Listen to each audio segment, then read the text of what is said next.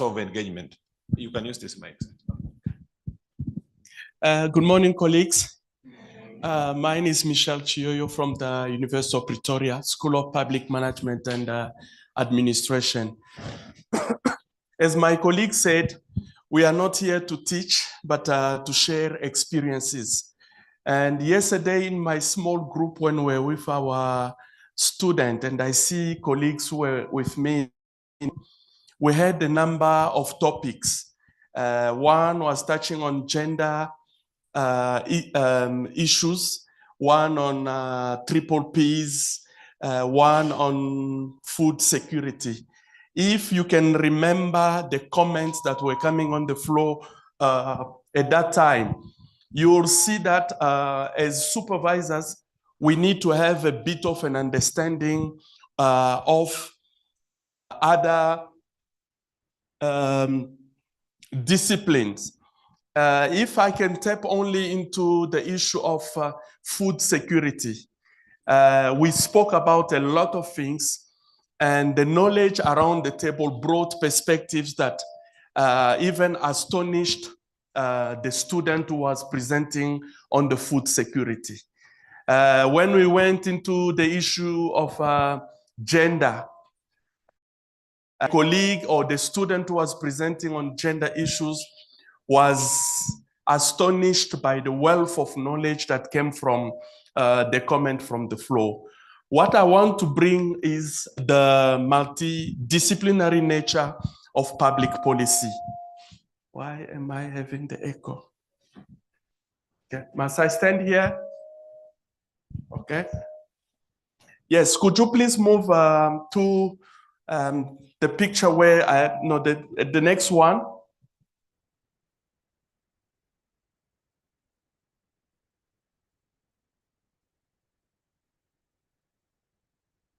Talking as the government is there, we are here, and the practice is there.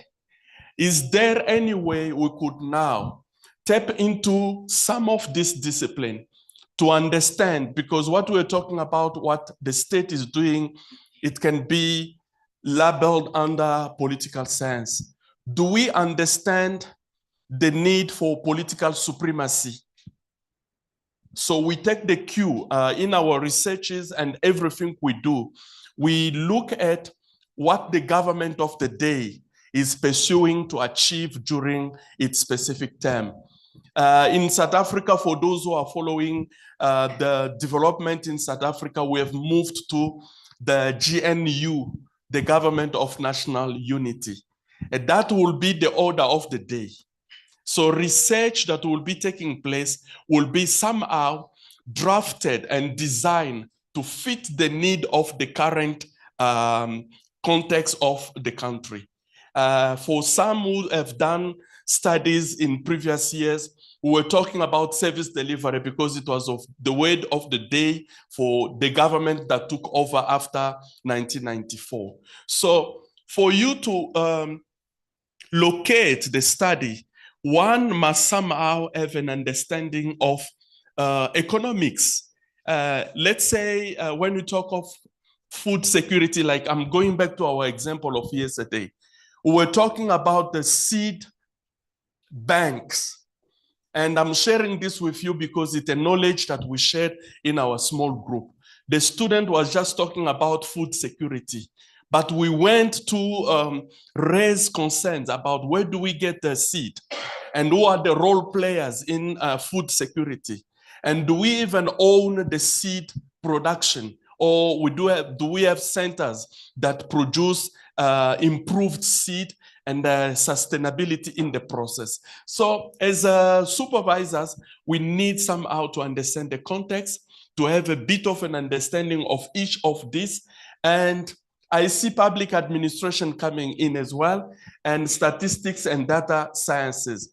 For example, for our student who was talking about gender issues in Nigeria, we asked him, do you have data about violence against men? It was just one point. And how do you collect such data? And do men talk? Do men open up to come and report their issues? So you as a supervisor as well, you need to understand the processes of data collection, how a student can be guided and helped in moving toward that. Ethics and philosophy, environmental sciences, health sciences, and all that. So these are just some of the disciplines that are brought forth in the area of public policy.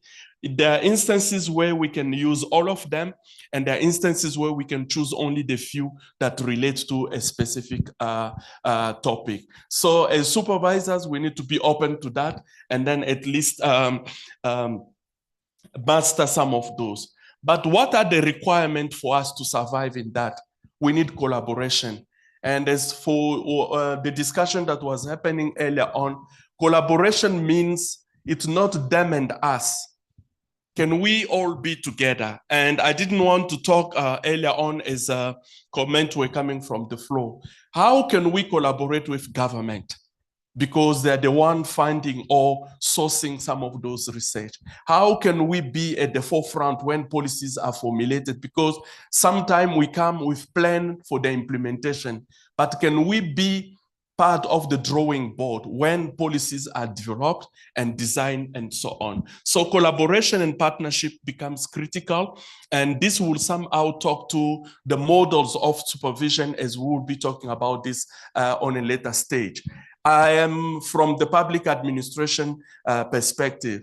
Prof. Nyinguro might have the background into public policy, and there is a colleague who might be very specialized in quantitative studies. Can we now partner? And this is where now there is a need for co-supervision or team supervision, where now you say, I can go from 1 to 3, but from 4 to 5, I need the hands from another colleague. And we've had in the past some good partnership in terms of supervision, and one from the University of Pretoria, another one in University of Nairobi. We bring different perspectives to the topic, and then we see a specific topic, but with different lenses. And even us, let's say, supervisors from one institution, we differ because of what we put attention on. So collaboration becomes very important, especially when you talk of the multidisciplinary nature of our discipline or public policy. Effective communication across discipline. It is no longer about people pulling the shit on their side. Economics said those who are focusing on economics, we say as economists, we are saying this. Business areas, no, it's no longer about that. Can we find a common ground on how to proceed? And this is where that room should be created. So building also connection between complex concept, integration of complex concept, and the use of a variety of knowledge about problem solving. There is no single way of resolving issues. And you know, public policy is about alternatives. For you to resolve a problem, you need to have your option 1, option B, or option C. And those, they come when we bring all the hands together in terms of those disciplines and so on. So as we said, we are not coming here to teach you. We see a lot of experts around. We would like just to hear from your perspective. How do you open up to that nature of the public policy in being multidisciplinary? How do you, as a supervisor, open up to get progress and help your student moving forward? Because some topics are complex and they require a lot of insight. So how do you deal with that? Yes, Dr. Joseph? Thank you very much, Michelle.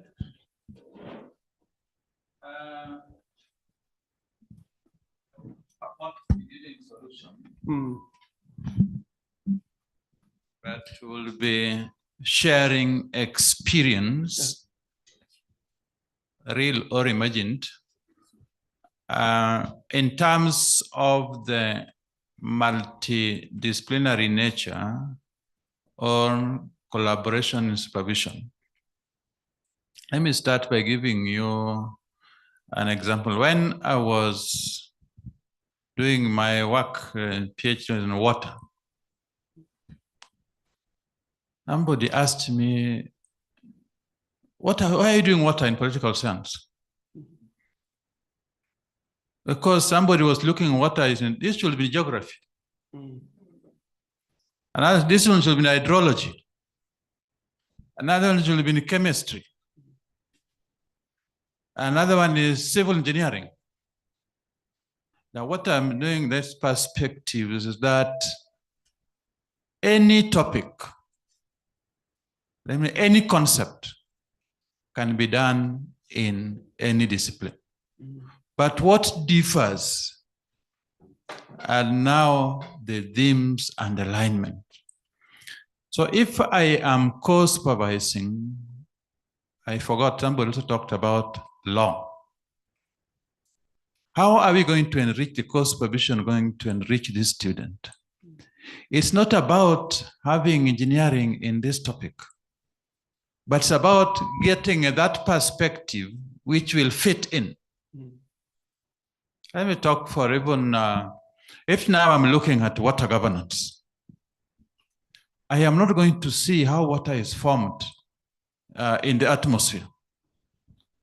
Or religiously, where I come from, the uneducated believe that rain comes from heaven. So how do you benefit from somebody who believes that there are some supernatural powers and the source of water is not a scientific process? It means there's a perception or a view that will find a way within the objectives in the study.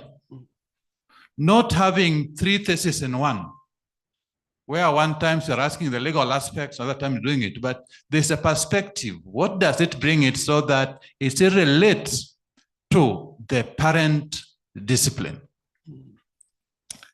For example, you given the example of, say, food security. Where is food security? There are a lot of things which one can look at under food security. One can just be looking at the seed improvement. One can just be looking at how people interact, the governance aspect. One can be looking at how the trends over a period of time in terms of the productions. But this is where it's good to collaborate and somebody gives and enriches the field, we enriches the topic without compromising or appearing to be doing in two things or four in one. In short, nobody can do every concept in one thesis. It's just one at a time. So you only don't have where you have like a mongrel in a thesis, but you have one with getting enrichment from various aspects. And that's why it is important to see, is it from, their geographers see water in this perspective. Sociologists see it in this perspective. Agricultural economists see this perspective. How do I put this together? By the way, it will be a much richer topic than if it were in only one single discipline. Thank you very much.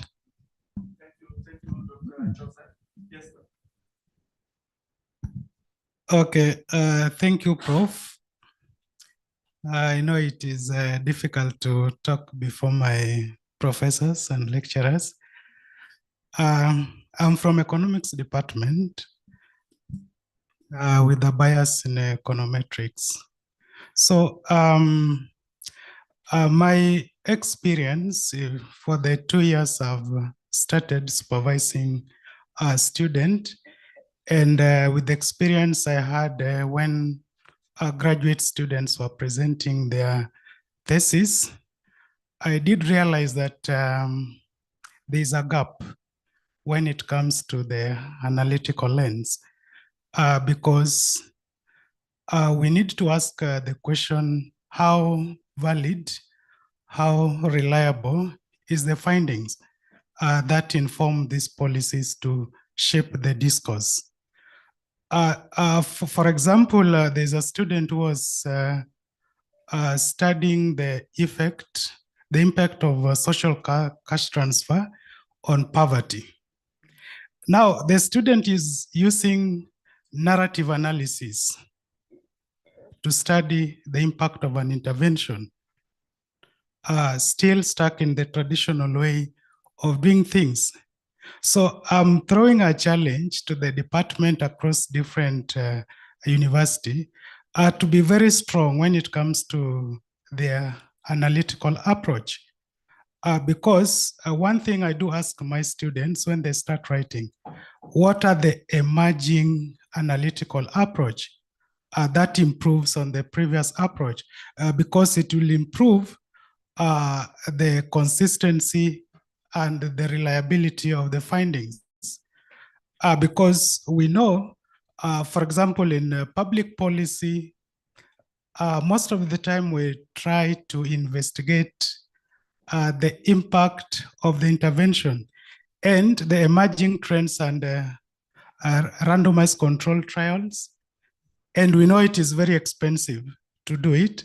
So therefore, I advise students maybe to go for a quasi-experimental research design, difference in difference, propensity score matching, those new emerging techniques, though we know they have, there are some issues around them, but that could help.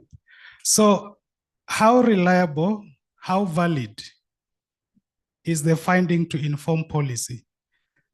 Then the student should not start using the traditional descriptive analysis, which is okay, but we need to encourage.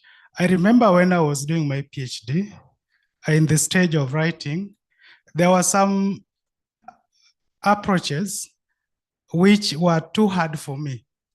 But I sat down, I did a research, and I became an expert. So I'm encouraging supervisors to encourage students to learn new things. We know we use SPSS, we know we use data. Can the student go extra mile, even learn R or even Python to analyze their data? Because at the end of the day, we insist on the reliability and validity of the process. Because if you get it wrong, then the finding, the policy that you derive from those findings will be invalid. Thank you. Thank you so much. Yes. Thank you.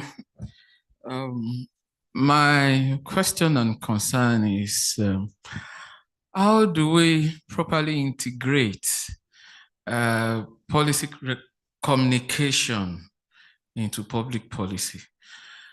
Policy making as it were now seems more elitist, scholar to people in government circles, than it is concerned about communicating to the common man, who are in the majority of the African population.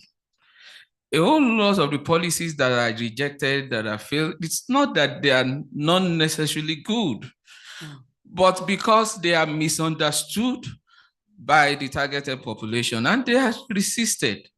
Okay, and it's quite surprising that even in Nigeria,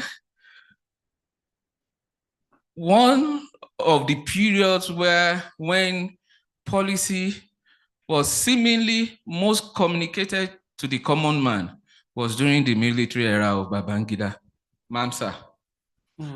Okay, so how could we achieve it now that when policies are implemented, they are also rightly communicated?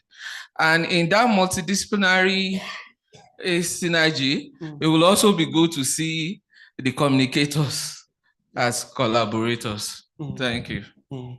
Thank you so much. Yeah. Mm. Just to follow up on that, not just the aspect of the communication, but the aspect of the policy language itself. Yeah. Mm. Right? So other than say Rwanda, where all government policies are also translated in Kinyarwanda, so that at the end of it all, members of the society or the community then understand what policy it is that the government is articulating, and therefore can engage the communities in terms of the issues available. So if you take a comparative appreciation of that with respect to, say, Kenya, if you're talking about structural adjustment programs, and these are all what policies parachuted from outside, adopted and imposed by the government of the day, but then the larger part of the community speak different languages, and the same policies cannot be translated into Kiswahili, which is a common language. So what you end up having is a policy discordancy. Yeah. Thank you so much. This is a question posed to all of us.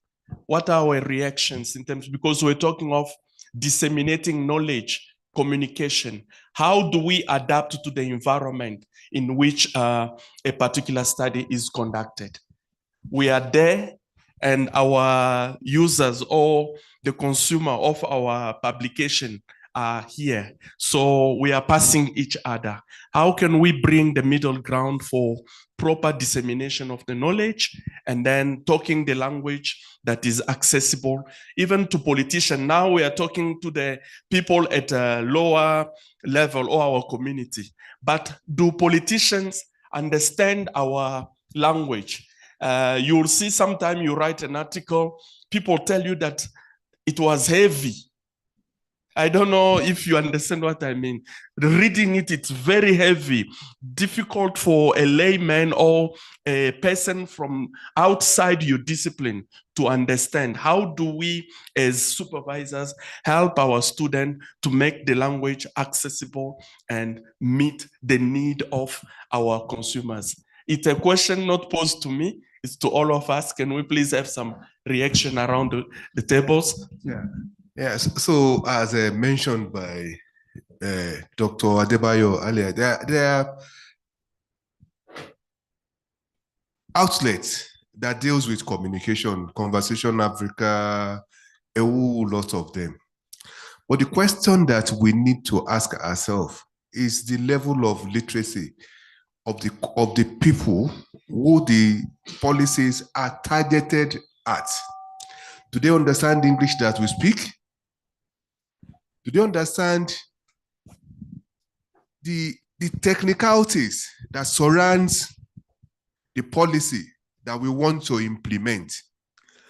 Of course, at the end of the day, the policy will have direct impact on the people, not on the people who are speaking English, but the ones who are going to be the main beneficiaries of these policies. Are they really carried along such that they understand that this is the way to do it and this is the way to do it? Oh no, let me give an example. Recently, the Minister of Works in Nigeria, I mean, the current minister said they want to do away with the use of bitumen, and that they want to, start using cement to construct roads in Nigeria.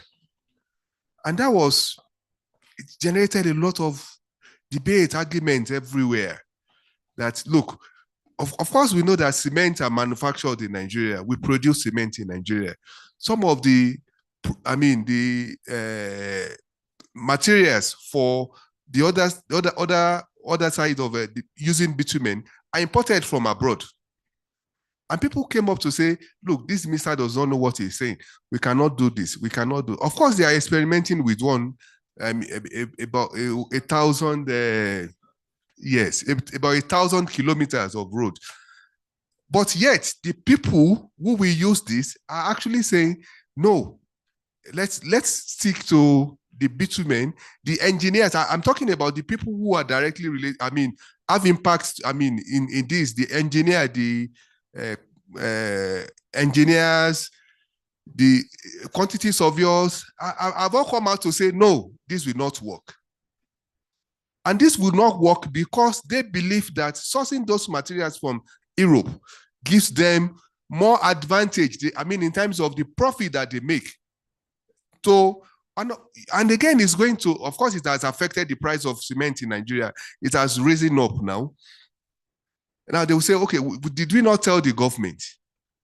But again, we need to look at how do we solve this problem of communication such that the people who need it get to know and understand what the policies are really are. Thank you. Thank you, Professor. There is something that Dr. Pauline has always talked about, your audience. Yeah, just focus on your audience. If you are speaking within, that is intra, then you can be complicated. You can be technical because all of us are speaking the same language. But when you're talking about communication, then you need to bring yourself to the level of what Dr. Pauline was talking about. Look at your audience. Put yourself in their shoes. Are they understanding what you're trying to put across? And if we can solve that small problem that was ably put across by Dr. Pauline, then we are home and dry. Yeah. But if we continue talking a language that nobody understands, you complicate life for everybody, and all of us end up suffering. Thank you so much. Thank you very much. So I'm going to toe the line of the last speaker, your audience, and then also getting to speak their language. You should understand their language. By that, I mean, for example, the prevalence of mental health issues, substance abuse, for example, among the youths could become or could inform policy statements to address or to reduce such prevalences, and how that they could constitute societal risk or such that they could make the community or society a difficult place to live. So we should, as researchers, understand their language by, like Pauline talked about yesterday, making videos or putting pictures together that could speak to them directly in the language they understand. So we are breaking down policy statements into understandable languages that can communicate directly to our audience. And once they do that, you see, implementing it will become easy for those that are supposed to implement. And then taking it in for the audience will become also easy for them to take in. And then we can be able to say we've made success when we see that what we researched about is now being, taken in by those that were targeted. Thank you. Anyone? Is there a hand? Oh, okay, sorry. Thank you very much. I think my own intervention has to do with those who are working or policy actors at the grassroots level. Sometimes most of the programs that we have exclude them because they don't have the required education to come for MRPP, to come for DPP. And some of them, they've created that, or they provided that constraint to utilize, most of these research output from us, because they have been excluded to gain those knowledge that others have privilege of, getting. So I think we should be thinking of how to create another, program for those people who do not have formal education, but they are in government. In fact, there was a time in our department where we had a program on PGD, postgraduate diploma certificate, and diploma certificate for those who are working with the Independent National Electoral Commission. so that, we have been complaining of food buying, food selling, lack of credible election. But these are the people that will go out and conduct election for us. But they don't have the requisite skills. And we are not providing opportunities for them even to come and get those skills, because we set standard that would never allow them to come for those education. So please, Pasga, let's talk about a program where we remove all those restrictions, that send them away from the university. These are the people that will get in fact, there was a time I was a consultant to Oyo State government or local government development. These people cannot even write their names. So when you communicate, and there are other ways we can organize workshop, whatever for them, on consistent work basis. But let us bring them to the university arena, give them certificate, afterward, equipping them. They are very close to those assembly members, very close to governors and very close to presidents. But where are they? Most of our students who are offering PhD in public policy, they don't have that connection. You understand? So please, let us look into that. Thank you.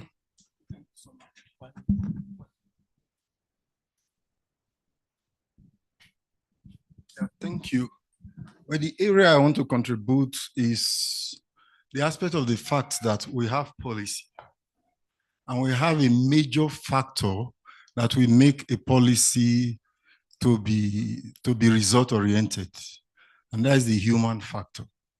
These two are different, but the more important is the human factor of it. And that is where, when you were saying of a multidisciplinary approach, I observe a major omission of the discipline of psychology.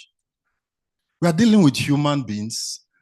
When you interact with even the people who come up, who initiate policies, at times the policies might look attractive, but there's a hidden agenda to that policy. That those that are implementing, they might innocently be implementing a policy, they don't know the motive behind the policy. We were involved in a program last week in promotion exercise for our states, or your state government. They are trying to promote people from those who are directors to permanent secretary position. So then I got to know from some retired head of service, they were criticizing some things, and they were just telling the people there that you don't know the motive behind it. The governor had an agenda. You were only there. Some of them were dismissed from their position, not because they really did something wrong, but because their approach to implementing the policy was at variance from what the initiator intended. And that's why we need to have a critical look, even as researchers, not just the policy itself. Who is initiating the policy? Who is implementing the policy? What is the psyche of that individual? What are the covert aspects? What is in the brain of that person? What are in the thoughts of that person in the implementation? Even the consumers, the same thing like we're saying of communication. You need to understand people before you can communicate to them. You need to understand people before you know how to manipulate, maneuver, structure, or design the message that will be impactful on such people. In this wise, there's a term we use in University of Ibadan, which is the town and GAN synergy. And that's what I also want to suggest for better understanding of the policy makers. There could be need for the town to be invited to the institutions. That is the GAN we are saying of. By the time you interact with them, you get to know some challenges which they are passing through, which could form the basis of your research design. In a university where I once taught, they would hold a seminar once a month. They call it Town and GAN Seminar. They invite these people who occupy government positions from the town. They come and interact. They share ideas, the classroom knowledge, theoretical knowledge. They want to align it with the practical use of this knowledge outside. I feel that could also help to enhance our research in policy formulation and implementation. Thank you so much, Prof. And can you see that we as a supervisor, we need to somehow open up to all these possibilities. And talking of psychology, in South Africa, many of the citizens have been made scared of the government of national unity, because some grouping are labeling it as if we are going backward to what we dismantled some years back. So it's a psychology. But when you look well, government of national unity is working elsewhere, and that's what is making certain country moving forward. But then how do we put those ideas forth and so on? So time is very much spent. Oh, okay. Yes, yes, Pauline. Sorry, I didn't see your hand. That's fine. I just wanted to make a very simple suggestion. We have communicators, people who have been trained to communicate. They know how to communicate and can communicate any message to whoever at whatever level. So what we have increasingly started to do is to bring them into our meetings so that they understand the subject matter and help us communicate. They communicate in the media, in the mass media, and yeah. So I thought that I should just put that out there for us to know that we can also use that. Now, there was a challenge that was thrown to us, but I want to tie that to what Prof. has said.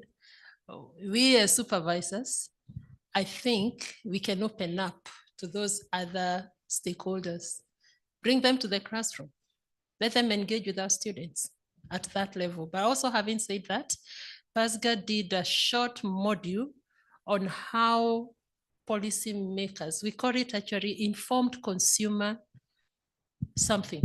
So policy consumers, informed policy consumers. So we teach the policy actors how to make use of the research. So we have something like that. And policy actors do not necessarily have to be the decision makers. Even the community, the public are part of the policy actors. Thank you so much. Any challenges as supervisors that you are facing, opportunities that you could share with us? Yes. Thank you very much. One of the challenges, I think, of supervising students in an interdisciplinary manner or multidisciplinary, especially when you have co-supervisors from other disciplines, is that sometimes the students draw the short end of the stick, especially if the supervisors do not talk about their arrangements and their relationship beforehand, outside of the relationship that they have with the student. So that my experience has been that oftentimes when students receive different feedback from different supervisors and there's not a consolidated document that gives them direction, they become really, really confused. And it's a great disservice. So you do have the obligation as a supervisor, if you are working with somebody from another discipline, that there is a very good understanding between yourselves as to how you're going to approach the study, what you're going to advise the student in terms of method, and how you will provide feedback. Thank you. Thank you so much. Any other challenge? Yes, please. Yeah, thank you. Most of the time, we have been talking about our students and supervisors' relationship, but we have not even mentioned about the frustration from the supervisor who is an expert in some policy areas. Let me give, for instance, now, there are some scholars who have worked with international NGOs, the government of their state, and they have done a lot of documentary works on how to improve policy issues. But for many years, they have even submitted all those documents to the government of their state, and they throw it away. Are you thinking that that kind of professor who is an expert will not be looking at the student that what are you even doing does not make any sense? Let me give an example. In Nigeria, we have a scholar who is an expert in security studies. If you Google his name now, it's all over the world. Now, the federal government of Nigeria told them to review Nigerian defense policy. They did it, and they invited about 300 scholars again in security areas to present all those documents. Sir, unfortunately, after sitting for about 2 or 3 hours, the government just came and said, excuse me, please, we are very sorry.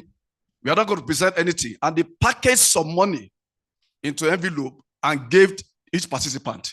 What I'm saying is that that kind of a scholar may even be tip off that what are we doing? We have done more than that, even at this level. So we need to address that particular area before we can move forward. Thank you. Thank you so much. Yes, Pauline, did you have your hand up? No? I wanted to share good practice of something that I experienced. Please, your attention, please. Did that comment touch to where it hurts? I see a lot of reaction from the floor. Please, hold on, you'll raise your hand to make your comment. Yeah, and we are soon going to have break and we can carry on that conversation. But I want to share a good practice following up what Prof. Gada said. I go back to my own supervision, PhD days. I did a highly interdisciplinary PhD. I think I was cutting across 4 or 5 disciplines. And I started receiving feedback from all those supervisors, and I was in that middle, I was spinning. So I raised an alarm, and the good professors decided they are going to get themselves together. And this is the strategy they used, which worked for me. They said, we all come from different disciplines. Sometimes we agree, other times we don't agree. But for the sake of our students, we will first discuss the feedback among ourselves. I had one lead supervisor. So they would use that lead supervisor to communicate to me. And where I needed more help or more clarity, then I could approach that particular supervisor. It worked for me. And I thought that when we are working in this space of interdisciplinary, I think that is something that we can take, because in the end, I really felt very supported. And when you go through my work, you will be able to see those different strands all coming together. It's something that she made me think, and it's something that we can consider. Thank you. Thank you so much. Any other comment or opportunities? I think what she was saying is about opportunities, and Herda brought a challenge, and she's bringing some of the opportunities. Any other that we could share? I think there are people who have been very quiet, like Stella, Professor Nyinguro. So I nominate you to speak. I was hard. I think so, but I think just to take up on what Dr. Holiness talked of, I believe for me, that is the approach I've always taken. We have always taken whenever we are 3 supervisors or 2 supervisors, we read the students' work. If it is chapter 1, chapter 2, we read them separately. Then before we meet the student, we meet ourselves. Either for 1 hour, we discuss and we say, let us emphasize on this. You emphasize on one.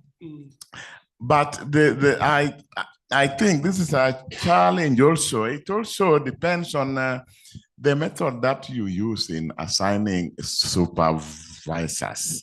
Yes, we must be very careful to have a justification for pairing X and Y. It should not just be a random thing that you need 2 supervisors, so we have this. Yeah. So like, for instance, I think if I can mention Dr. Obosi here, he has been very useful wherever I have a problem. When we are supervising with him, I say, you are very strong in quantitative and all those things. So we meet together, and in that process, I also actually learn from him. So I think we should also emphasize one. There are normally 2 methods of assigning supervisors. I remember when I was doing my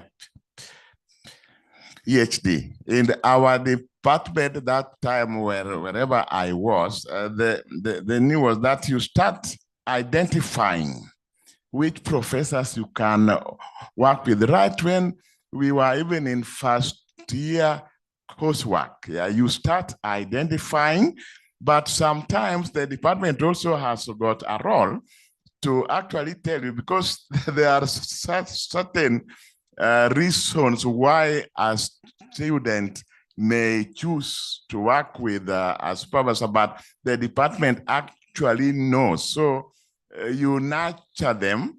If the department has to assign the supervisors on their own, that is, the lecturers sit and say, okay, this one X you should supervise with Y. There should be a criteria why. Yes. Thank you so much.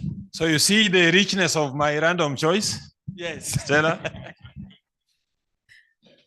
Well, I do agree with what Professor Philippa said and what everyone, even Pauline from your side. I think it's always important when there's that synergy between the two supervisors, but also to put away the egos and the power dynamics, because normally this is what happens when you put two supervisors together. As much as you follow the protocol, there is that whole power dynamics that sometimes can play a part, especially if the course supervisors, one assumes they better than the other, and just try to keep the interest of the student at the end of the day. So to me, that's the one thing that I would look at. Look at the end goal. I mean, you're teaching them public policy, and you come up with a policy that is intended to solve a problem. So if you look at it from that perspective, you want the student to finish. So how do we put the power dynamics aside and keep focused on what we intend to achieve? Thank you so much. We are out of our time. And I'll close with, based on the comment that were coming, that in Africa, there is an African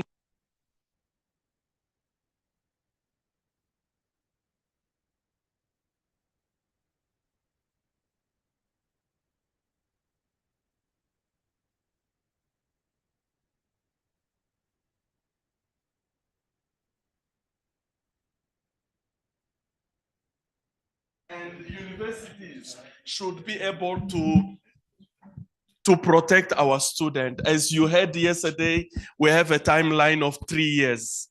Don't waste your student time by fighting, or by what Stella is saying, egos. Don't clinch on your egos. Loosen up, meet halfway for the sake of progression of your student. So thank you so much. That when two elephants fight, the grass suffers. When they make love, the grass also continues to suffer. That is, I'm just saying that the supervisors may actually work very, very collectively to actually act. Yeah. Yes, no, thank you so much for that. All right, I think, colleagues, can we clap for ourselves? Yeah, and I think as has been mentioned, we are a community of scholars, so we continue to share experiences. And before we leave for break, I want to just share one simple support that I received. I'm a very strict marker. When I'm marking your work, it is life and death. So it took a professor from Makerere, Professor Murinda Rutanga, who was our external examiner, to look at my work, how I was marking. He told me, Fred, you are killing your students. Then I realized I had a problem, but I did not know. My problem is that I was marking myself. When I get a student's work, I own it. But he told me, no, you are marking somebody who is still growing. So you go and grow. Thank you very much.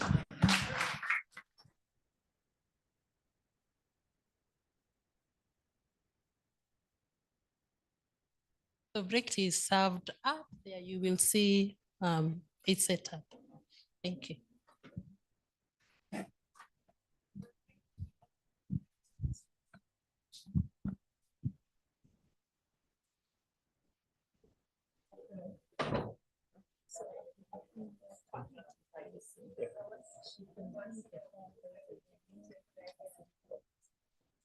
She can come online.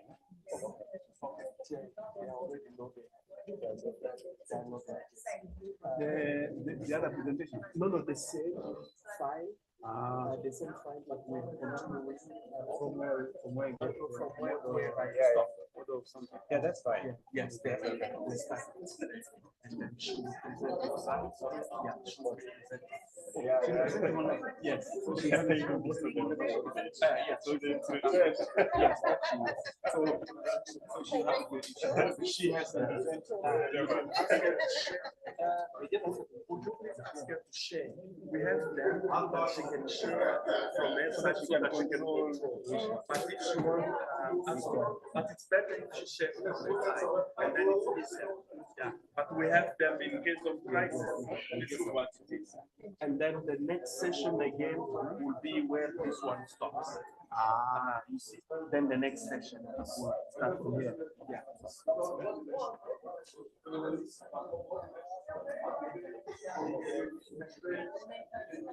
Thank you.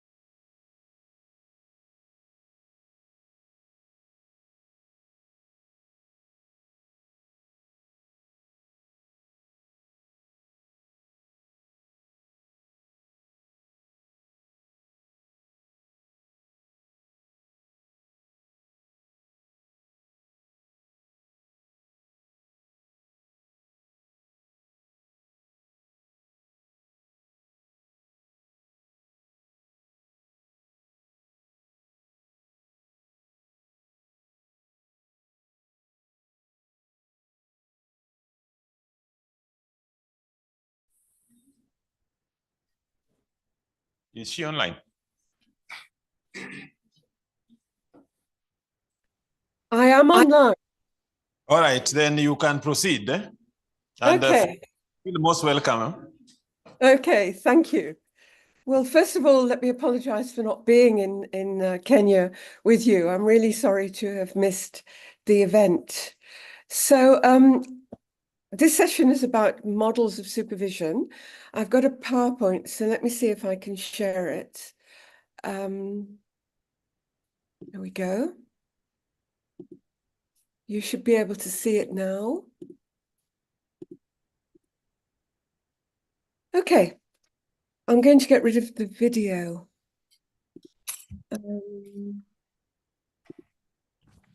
Okay, so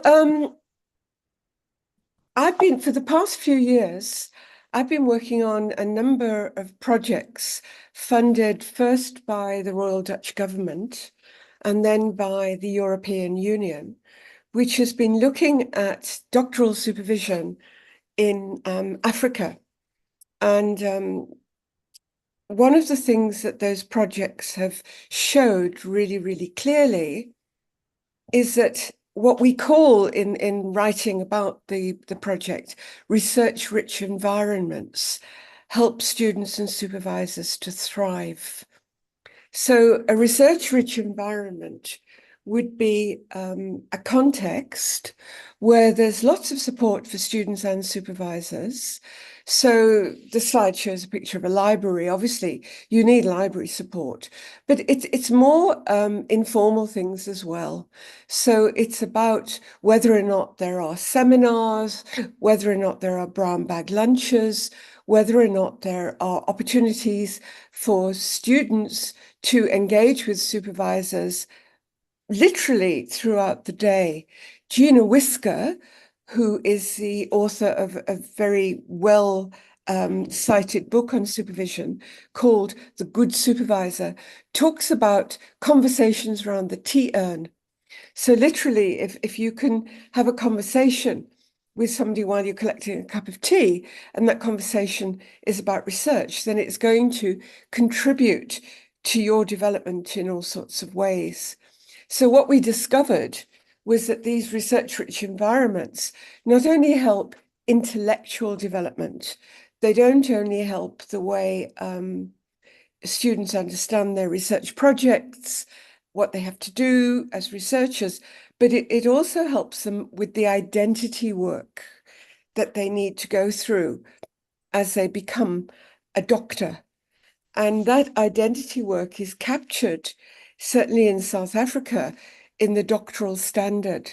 So the Council on Higher Education published in 2018 a doctoral standard for the PhD degree, and it uses the notion of graduate attributes to describe standards. So what it's actually doing is describing the doctor, the person who stands on the stage. Who is that person?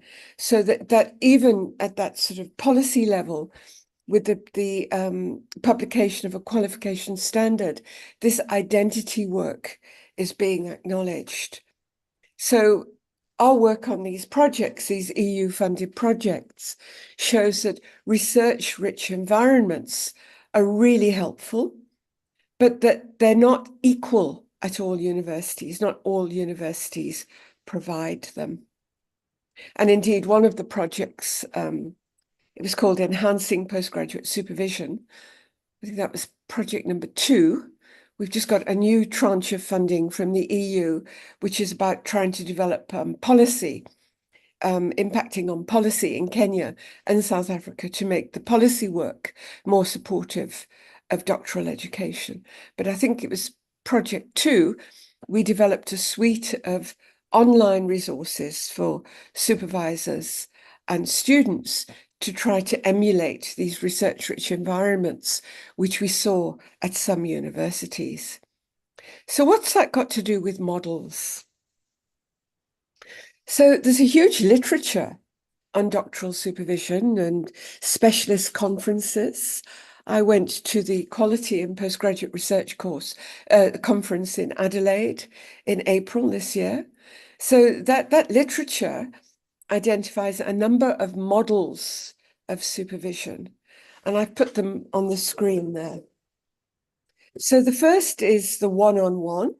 It's also called the dyadic model or the Oxbridge tradition, and I think we're all familiar with that. There's co-supervision, project models, panel models, and cohort models. So let me run through those. So I've already described the one-on-one.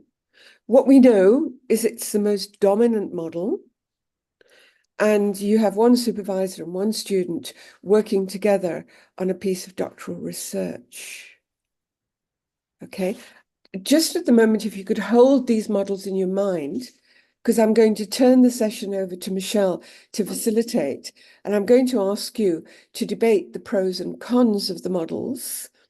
And I'm going to ask you also to consider the model that you're working in relation to the pros and cons. So the first model is the one-on-one, the Oxbridge tradition. The second one is co-supervision, and this is also very common, where you get two supervisors, one main, and then a secondary supervisor comes in, and that person's often appointed for all sorts of different reasons, and they jointly work with the student. Often, I might add, with imbalances. That's certainly identified in the literature. Another model are project models, and these are very common in the natural sciences. So you have a lead researcher who gains a piece of funding for a piece of research. So a research proposal is written, submitted to a funder, and the funder funds the research. But that bigger piece of research is then broken up into smaller pieces. And some of these smaller pieces are allocated to students. And they can be PhD students, they can be master's students, they can even be honors level students. But importantly, the project group work together, often in a laboratory, and they share common activities. Because they're together all day, of course, they often have informal interactions, literally, at the bench.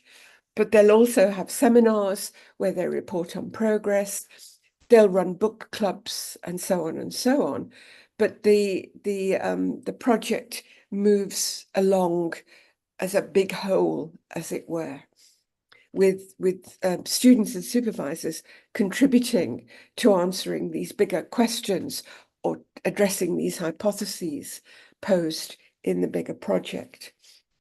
I said they're very common in the natural sciences, and we know why that's true, and that's because in the natural sciences, researchers tend to share a common agreement around what can count as knowledge and how knowledge can be known.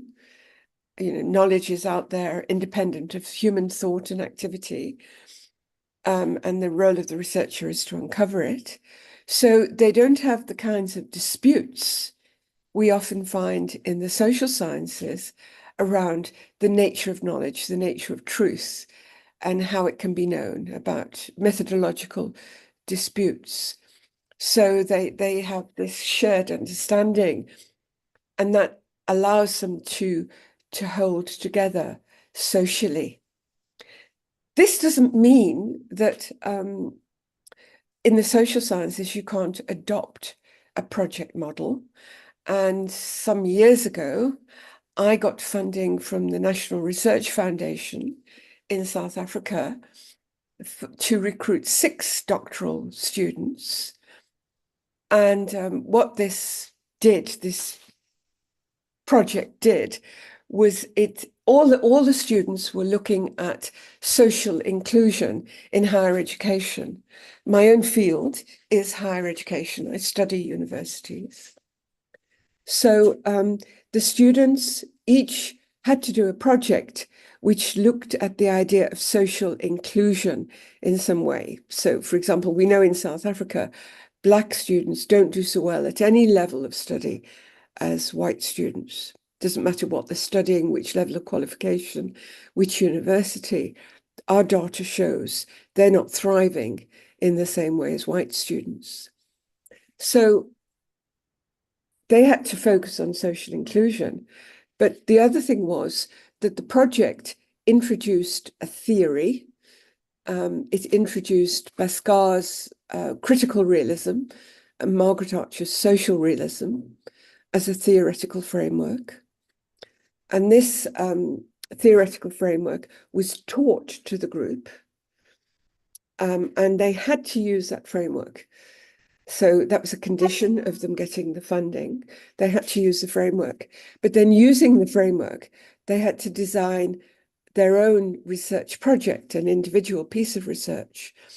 And in order to do that, they worked with a supervisor or two supervisors in a co-supervision arrangement. So it's not impossible to have a project model in the social sciences. And in this case, we, if you like, forced a theoretical framework onto the project members. Everybody, they joined on that condition. But we did get 6, we actually got more because some people chose to join the project even though they weren't given funding. We got more PhDs than 6 out of this particular project. So that's a project model. Panel supervision, and this is increasingly common in the United Kingdom and the United States. So I spent some time at the University of Lancaster in the north of England earlier this year. And in Lancaster, they only have panel supervision. So they don't have any other form of supervision. So what happens with a panel supervision is that a single student is allocated a panel of supervisors, a panel of experts, but one of those experts takes the lead. And what that means is if you've got 3 or 4 people on a panel, is that you could have people who bring expertise from different areas. So you might have somebody who's an expert in the methodological approach. You might have somebody who knows a lot about the topic of the research and so on. So you've got this panel of people.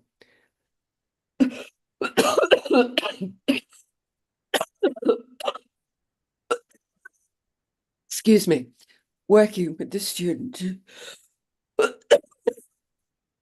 Importantly, the student is required to manage the panel.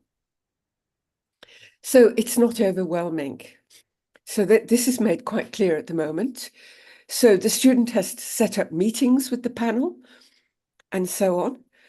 And in that arrangement, the lead supervisor provides the most guidance, but regular meetings of the panel are convened by the student to provide feedback. And I'm currently a panel member on a project at Rhodes University, which again is a funded project, where I'm working on a panel where a student is looking at the way a particular earmarked funding provided by the South African Department of Higher Education has been used at historically Black universities. So I have experience of that panel model, and I must say, in this particular case, it's worked very, very well. Okay, and this brings us to the last of them that I identified, which are cohort models. And I think Pasca has a cohort model. So what happens with the cohort model is a group of students are united by a common theme or topic. And I think in your case, it's public policy. And funding is often available for meetings of the cohort. So you can also have funding for individual students. But what's really important is you have meetings of the cohort. And within the cohort, one-on-one and co-supervision is offered. So you've still got the dominance of this one-on-one or co-supervision, but it's in a spirit of a group being able to provide support, more support than an individual supervisor or two supervisors could provide. And again, I'm going to draw on my own experience of this because I work at Rhodes University in a large cohort model. And because our field is higher education studies, we've been experimenting with these different models, and which is why I've got experience of them. But our basic model, our most fundamental model, is a cohort model in higher education studies. We admit students once a year, so they are invited to join the program. They are allocated a supervisor. They might be allocated joint supervision. But the cohort is held together online using the online learning platform. And it also comes together 3 times a year for what we call doc weeks. So in a way, you're together at a kind of doc week now in Kenya. So we have doc weeks in March, in July, and in late September. But what's important for our particular cohort model is the online work. And we try to get students to work together so that they are working independently of supervisors. So our students in this particular model tend to draw on a number of main theorists, Carl Mayton's legitimation code theory, Margaret Archer's social realism, Bourdieu's field theory. So a group of students using a theory will meet and they'll share readings with each other. They'll often teach each other the theory when they're new to it.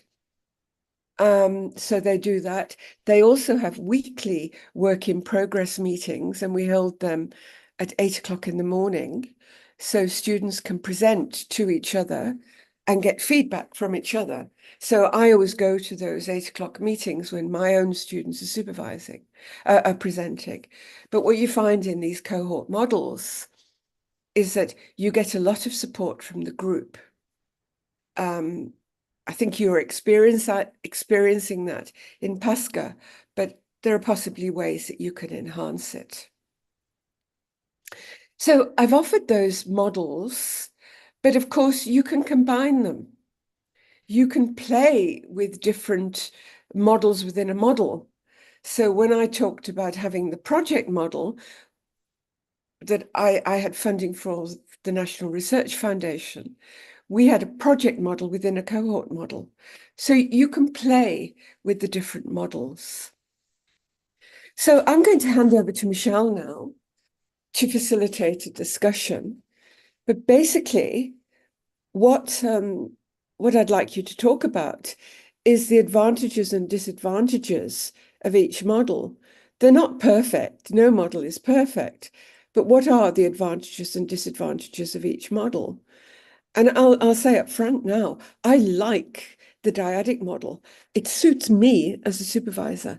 I like having responsibility for a single student, but I can also see the cons, the disadvantages of that model. So what are the pros and cons of each model?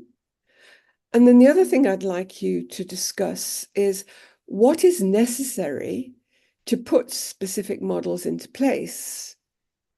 So, for example, do you really need funding?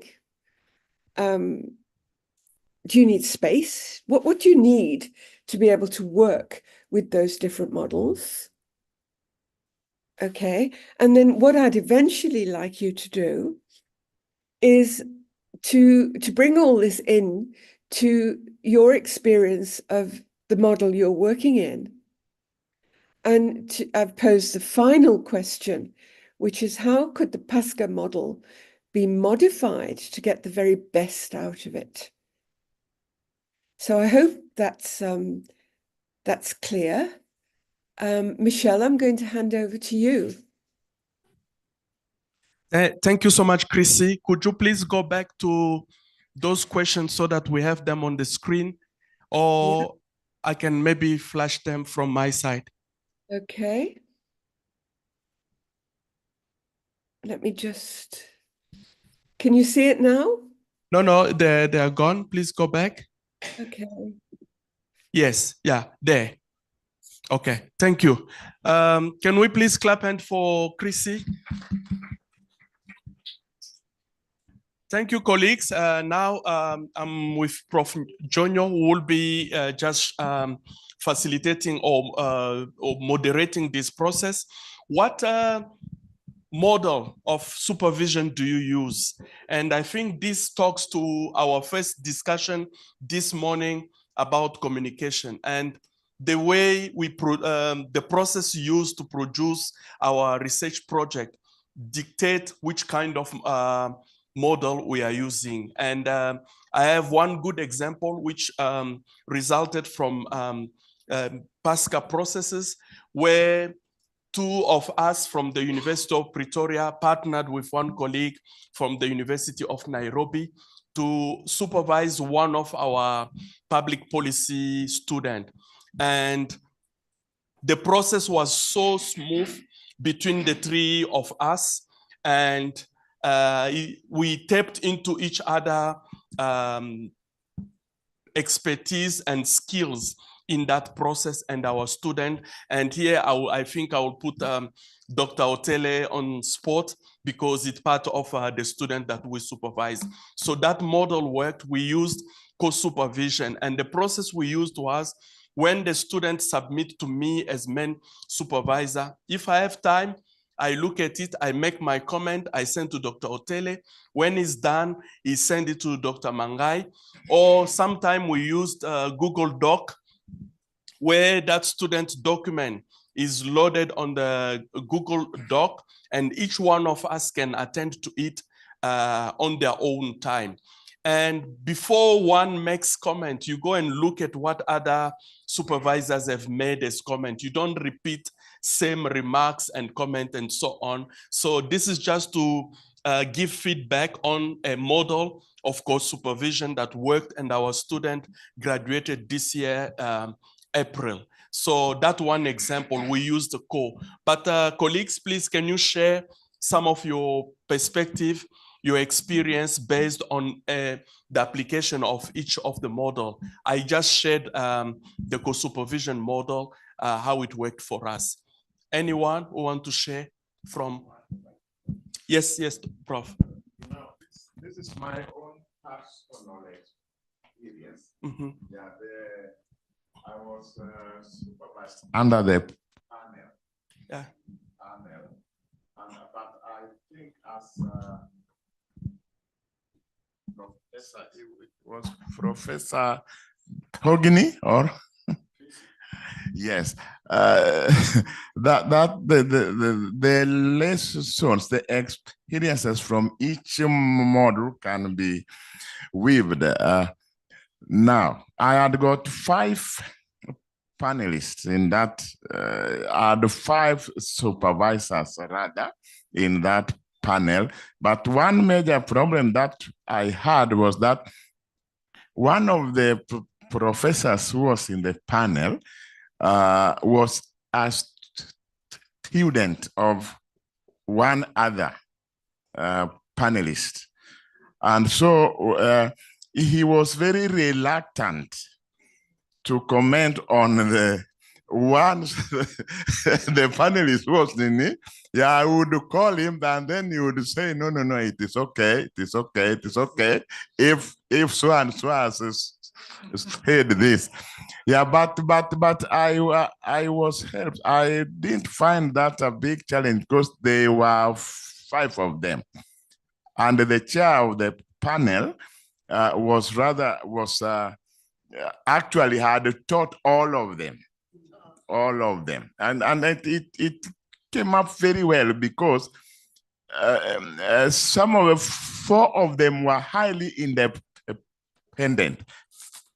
3 of them were very independent, but that later on, based on my experiences, because I had also to write my feedback secretly to the chair of the department. So the last time I met them, they brought in another expert from Harvard, to come and also listen to it. But it worked very well, except that other non-independent panelist who was. But I do think now, thinking about it more seriously, I think this panel system can work. It can work for us, particularly when you have a large number of students, and also that a student, particularly if the PhD student is going to remain in the university system, either where she or he is doing the course or elsewhere, because it gives different perspectives. And what we need is only for each panelist to understand that he's independent from others. Yes. Thank you so much. Prof, we have one minute here.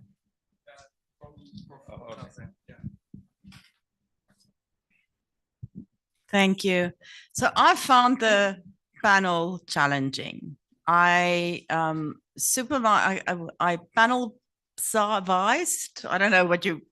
So I was supposed to be the co-supervisor. It's not in our department. It's a student in industrial psychology.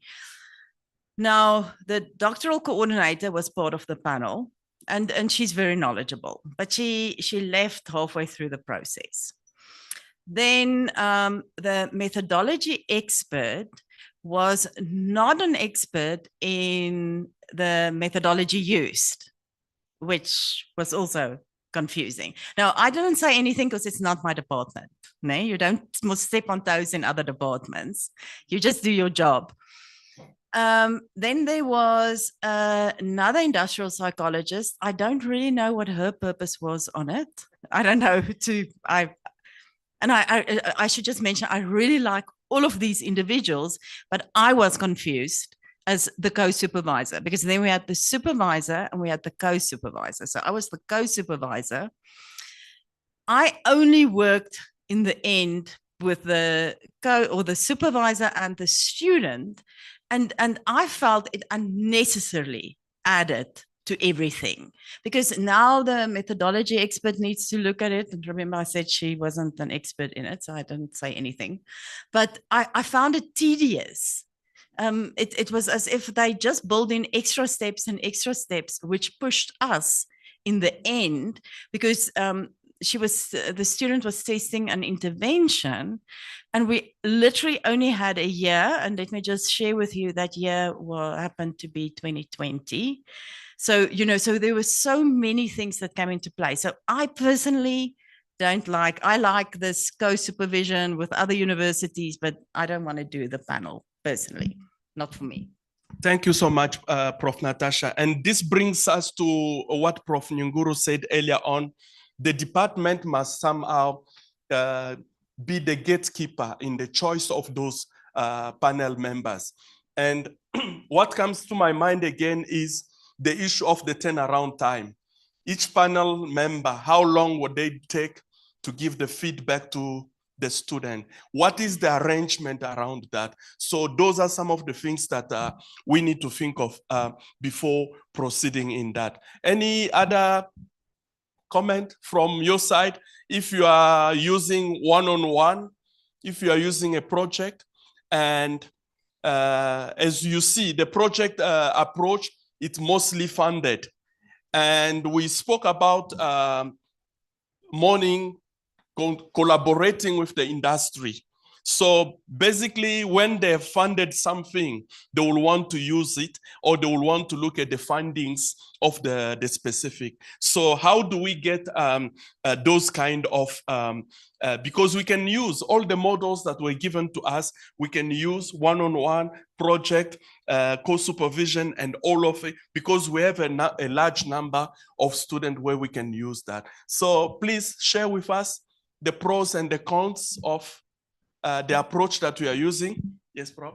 Well, let me share with these bodies some of my experiences like in our department, we have, although not a permanent panel, like ad hoc panel.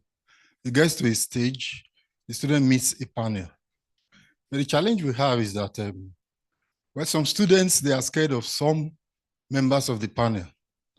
And at times they want to pray you out of the panel so that you will not be there because they are scared of maybe your supposed contributions, but they don't see it as contributions. They see it as attack.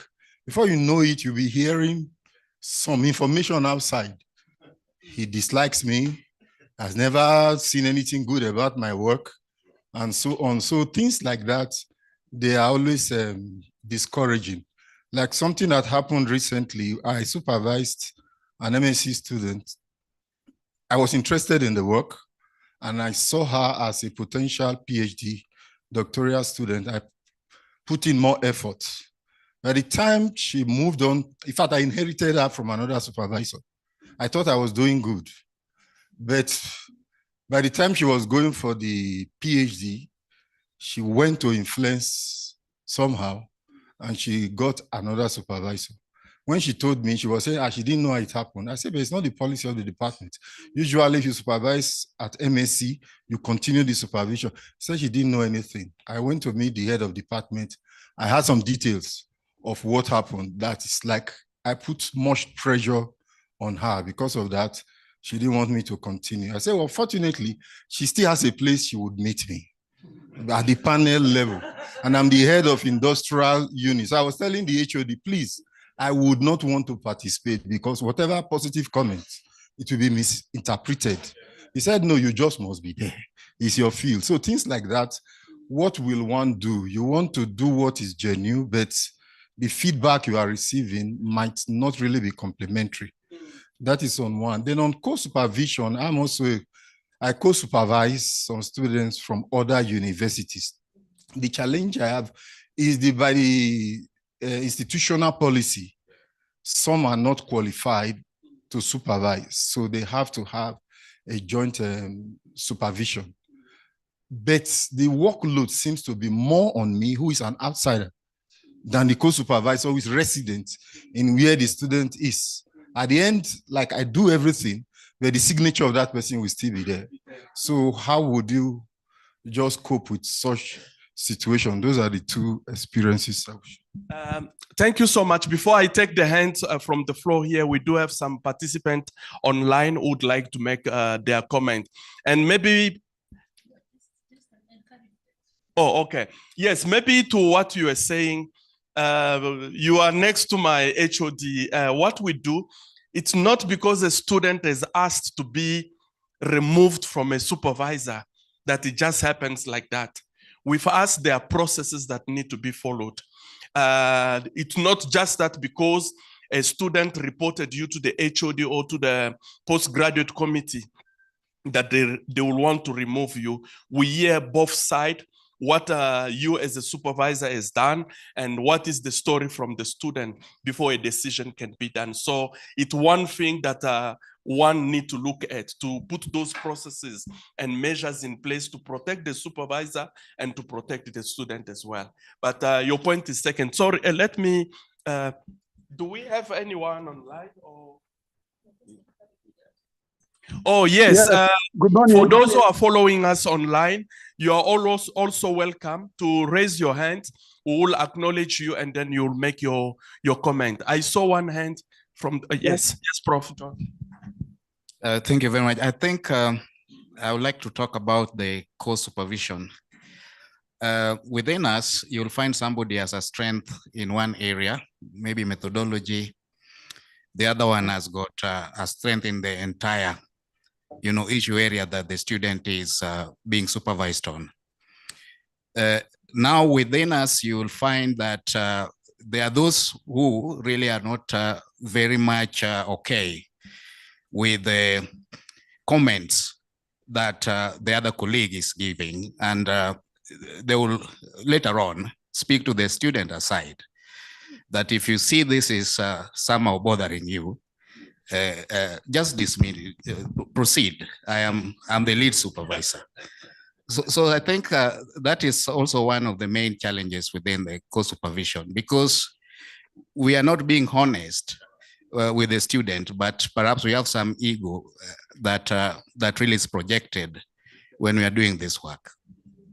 So this builds up to what we covered in the previous session, us working on our egos and creating that chemistry between the supervisors to help our student progress. Yes, Prof. Okay, for us in Ibadan, it's different, because what we do is that if I am the supervisor, the student can go to any member of staff who has expertise in any area, and that person will contribute meaningfully to the project. So it's not only me supervising, but all the lecturers who have the capacity supervise. So if I know that Professor Mobawale or Dr. Busari is better than me in a particular area, I can tell them, the student, to, okay, see Dr. Busari, like we advised one of our students yesterday. We told him, when you get to Ibadan, make sure you see Dr. Akonle. He's an expert. You remember, you were in our group. Yes. He's an expert in this. Talk to him. I could also, if it has to do with crime, I can say, okay, you are writing, I'm working on gender. This is gender and crime, and you are writing on crime, but Ojedoku is better on crime. Yeah. Okay, see Ojedoku, he will contribute. So what we do, we work together. Teamwork. Teamwork in Ibadan. Okay. Thank you. Thank you so much. Please allow me to take Prof. Peter Olapeba, who has his hand raised up. Please, Prof, can you proceed with your comment or question? Thank you very much. Good morning, colleagues. Well, I would like to make two very brief comments. Number one is on the issue of when students take our comments out of context, or they want to project us as being wicked or not being supportive and all of that. I think our attitude should be that we should actually not allow such comments to actually prevent us from doing what we should do as supervisors. Students naturally want to be mischievous. Of course, let me say, some students want to be mischievous. But then we must remember that whatever degree the student is getting at the end of the day, that degree is a degree of the university from the department. So if we refrain from making comment because a student had labeled us, then if that student graduates and is not a good student, he will not be representing us very, very well. So I think colleagues should just make up their mind that it doesn't matter what happens. I'll speak the truth. I'll say the correct thing. So if we do this, we'll be sure of the quality of graduate we have it, and of course we'll be sure of the credibility of the certificate that our university is actually issuing. Now, on the issue of supervision, I think the model we should be looking at now is a model that allows students, before they are given admission for PhD, to check probably the website or whatever, to know areas where lecturers or potential supervisors have expertise. To me, it should be mutual. A student should want a particular supervisor should want a student. And of course, what a student should do ordinarily when applying is to go and check in which area am I interested in as a student. Now, which supervisor has demonstrated capacity in such an area, such that a student is actually looking for a supervisor. And of course, the department represented by the HOD now should do proper oversight to be sure that this student is not going to be this supervisor because this supervisor is not diligent, but to be sure that this student is going to this supervisor because of the expertise of the supervisor in the area that the student is interested in. I don't believe in supervisors forcing students to work in a particular area. Students should be able to recognize the area they are interested in and then look for a supervisor who has expertise in that particular area. But then all of us in that department, supervisor department, should see all PhD students as our students. That is, they should be free to walk into any of us to ask us questions regarding their research work and all of that. And finally, on the issue of co-supervision, now it is likely to be a question that who should choose a co-supervisor? Is it the student that should say, I want supervisor to be my co-supervisor? Or is it the supervisor who will look at it to say, look, I know somebody who has expertise in what we are doing. or complementary expertise in what we are doing. And father then tell the HOD to say, I want this fellow to be a co-supervisor, or is it the HOD that should actually say this student needs a co-supervisor? I am appointing one for him or her. Thank you very much. Thank you so much, Prof. And that was an interesting comment. Can I please go to Prof. Emmanuel Aede? Prof, please unmute yourself and make your comment.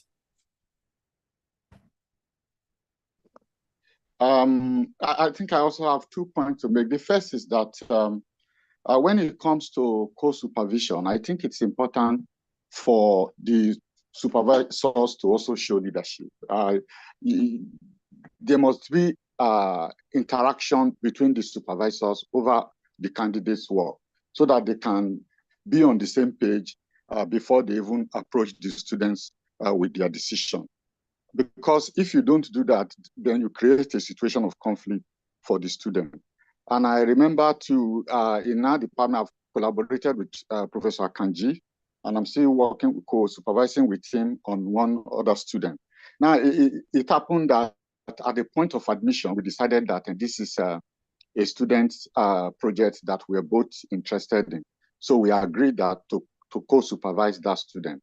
And that's very important. Then in terms of students complaining about one supervisor rather than about complaining about one supervisor to the other, we shouldn't take it as something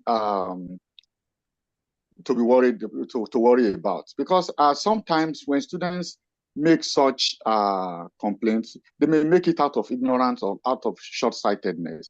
I've had a situation where a student complained and eventually several years later came to me and to apologize about what went during that period, that she apparently didn't understand, what I was trying to communicate to her.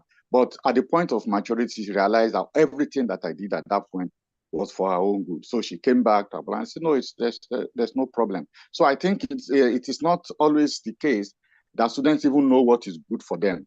But at some point in life, because the research, the academic life is a career, they'll come to realize whether what was done at that time was really for their own good or not. So I think we should also be patient with them, understand them, and try to empathize with them when we are faced with such challenges. So we shouldn't therefore withdraw, from contributing to the supervisory process in our various institutions. Thank you.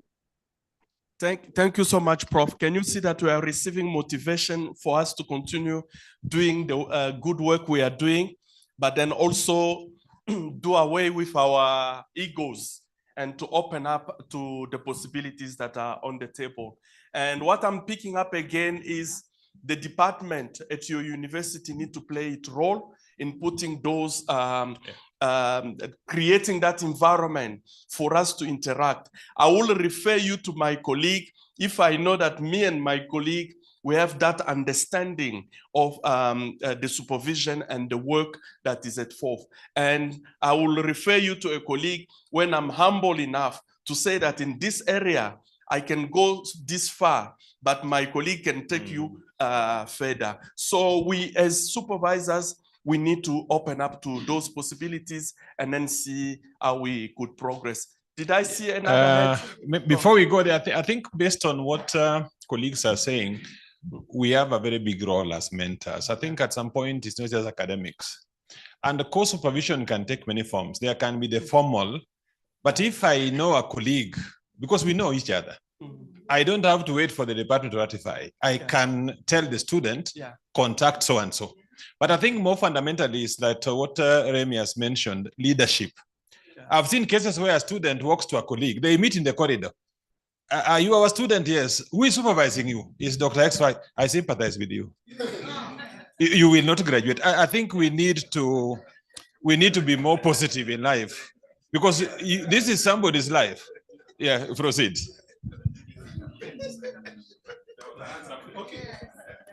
Okay.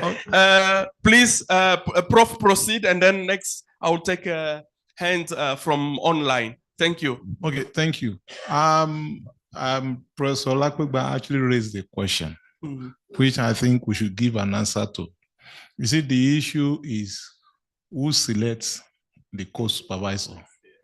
It's an issue of concern.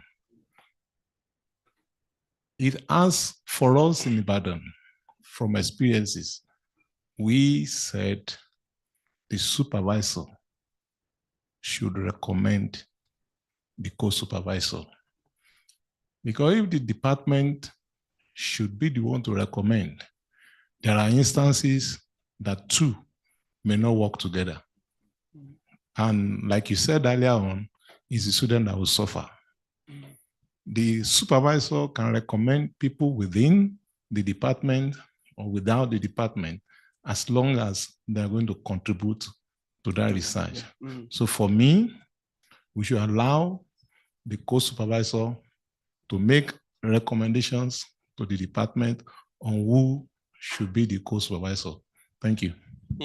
Thank you so much. Maybe I can add also on that. We have possibilities within PASCA where, for example, Pauline sent a list of work done at the University of Nairobi. They send it to my HOD, and the HOD circulates that within the department.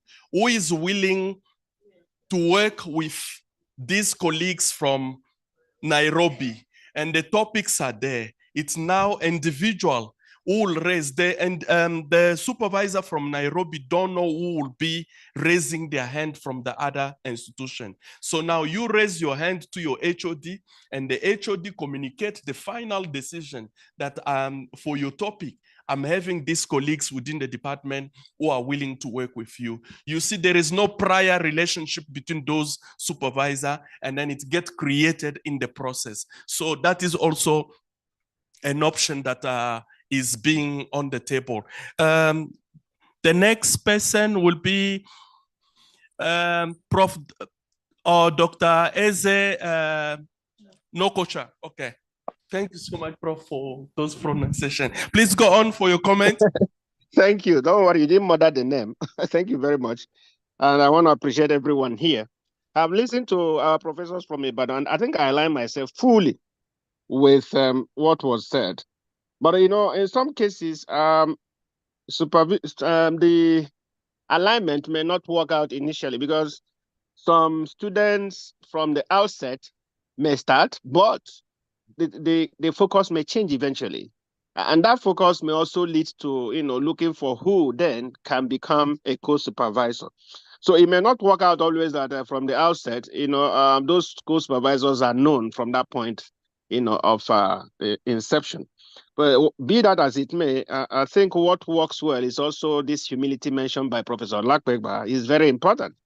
So that when we see who has that competencies and capacities, we know we move towards that direction. And again, just like the provost of PG College in Ibadan mentioned, it's better for supervisors to recommend, you know, who they could work with, you know, harmoniously. However, if it is a situation where that expertise is almost completely in one fellow, there are times when you see that is only one person that can do this. You know, so it wouldn't matter then whether he was recommended by the supervisor or the department. In that case, it has to be that person should be the one that would do it. So there has to be a way to working it out to ensure that student does not suffer. But in all, I think the goal should be to ensure that supervision and that student comes out to become who, you know, he or she should become. Thank you very much.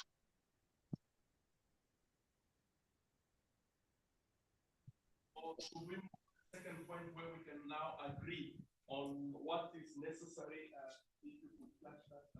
Yeah, but I think, Prof, we may also need to throw spanner in the works because I sit in management.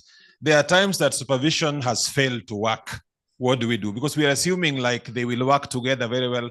We have very many cases where students write very vicious letters to the vice chancellor. So what happens? What options do we have so that we don't lose traction and we don't have the student victimized? Because there are colleagues that can be so determined when they are when the student complains. So what do we do? Because we need to be very realistic.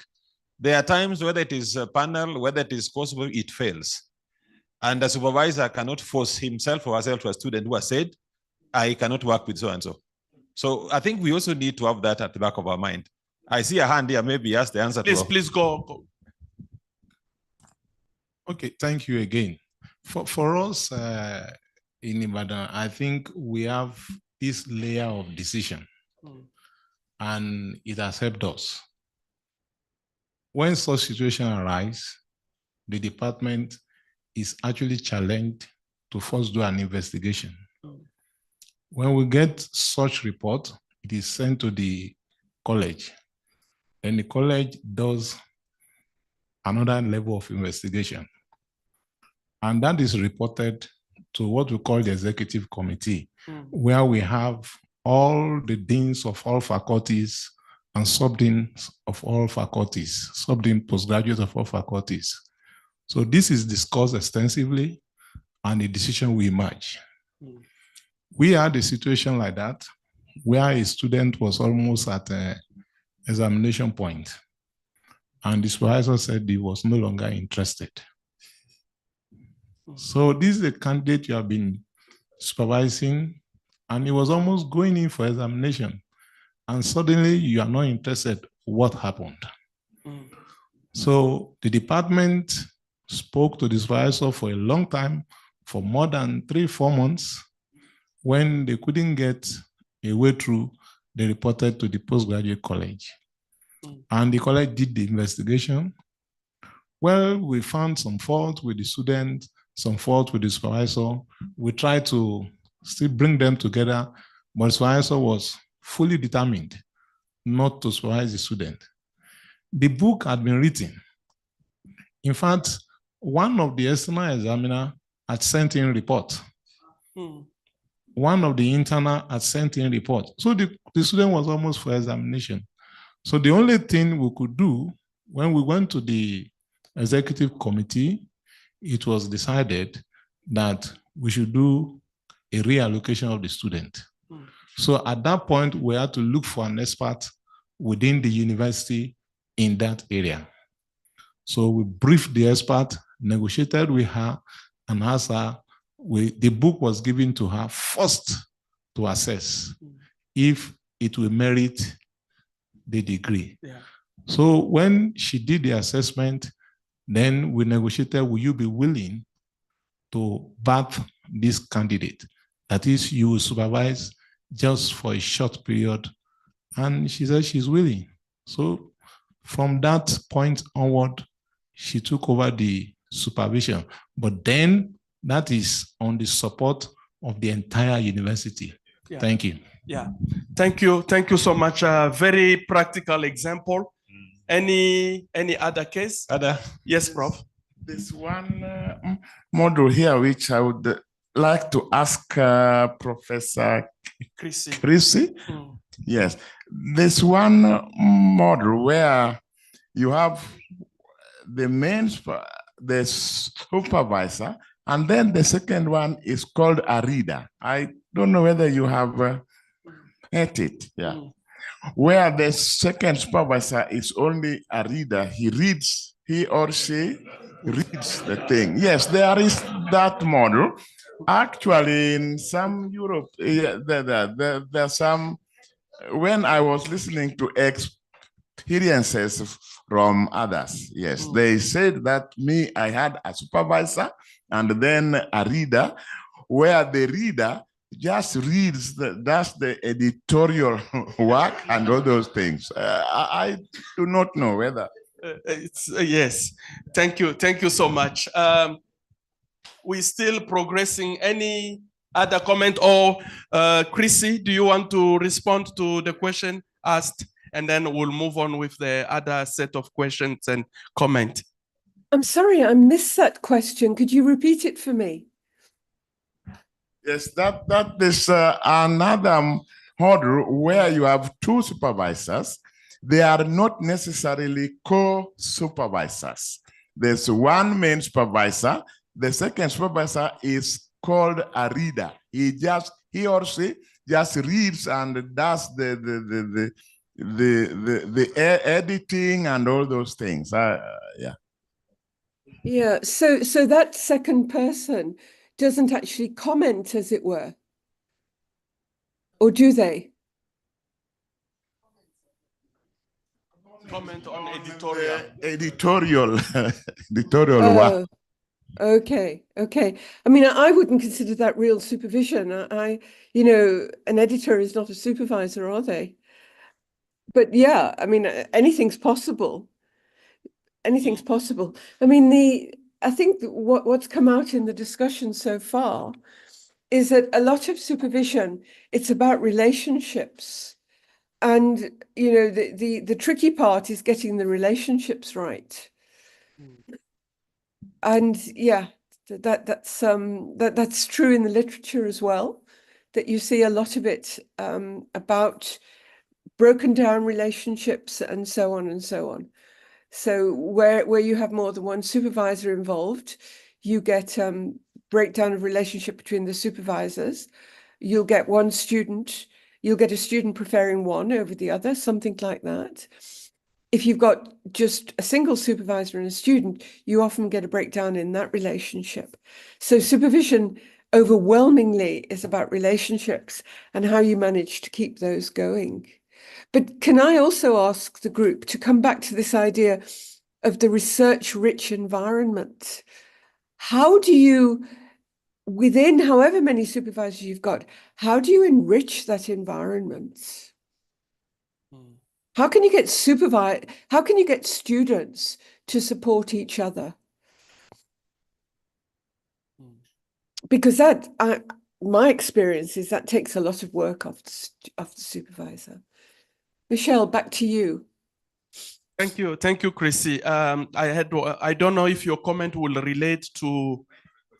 Okay. There's another hand here.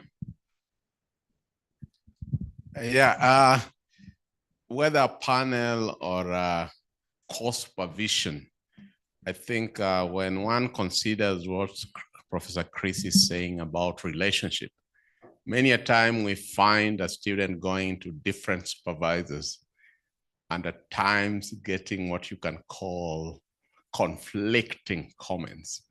And what I've tried to do within our university is that when we are co-supervising, then we have a meeting of what we think about the students' work so that most of the time we give a joint comment in order to avoid that conflict. And my question was, where you have one from University of Nairobi and another one in Ibadan or in Pretoria, how would that collective supervision be handled, if at all that was to occur? And I think, colleagues, we must also be very careful about some students who will pit you against each other. Yes. To take advantage of loopholes. Yes. The crying baby. So be aware that there are some who are very smart. They will report negatively and then you begin fighting as they appear innocent. You see, based on the comment you asked, we will have our separate meeting sometime when we have received the work.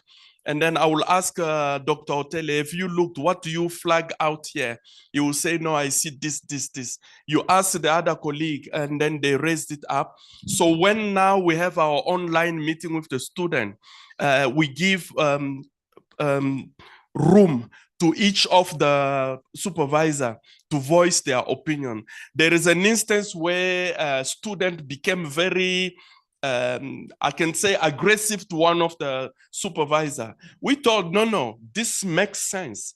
It is making sense, and it is from this perspective that this supervisor is coming with this. So the other two will be like a shock absorber between to just come in now and then, and it worked. And the student noticed that these three are working together. There is no way you can talk to one on the side. So it really moved.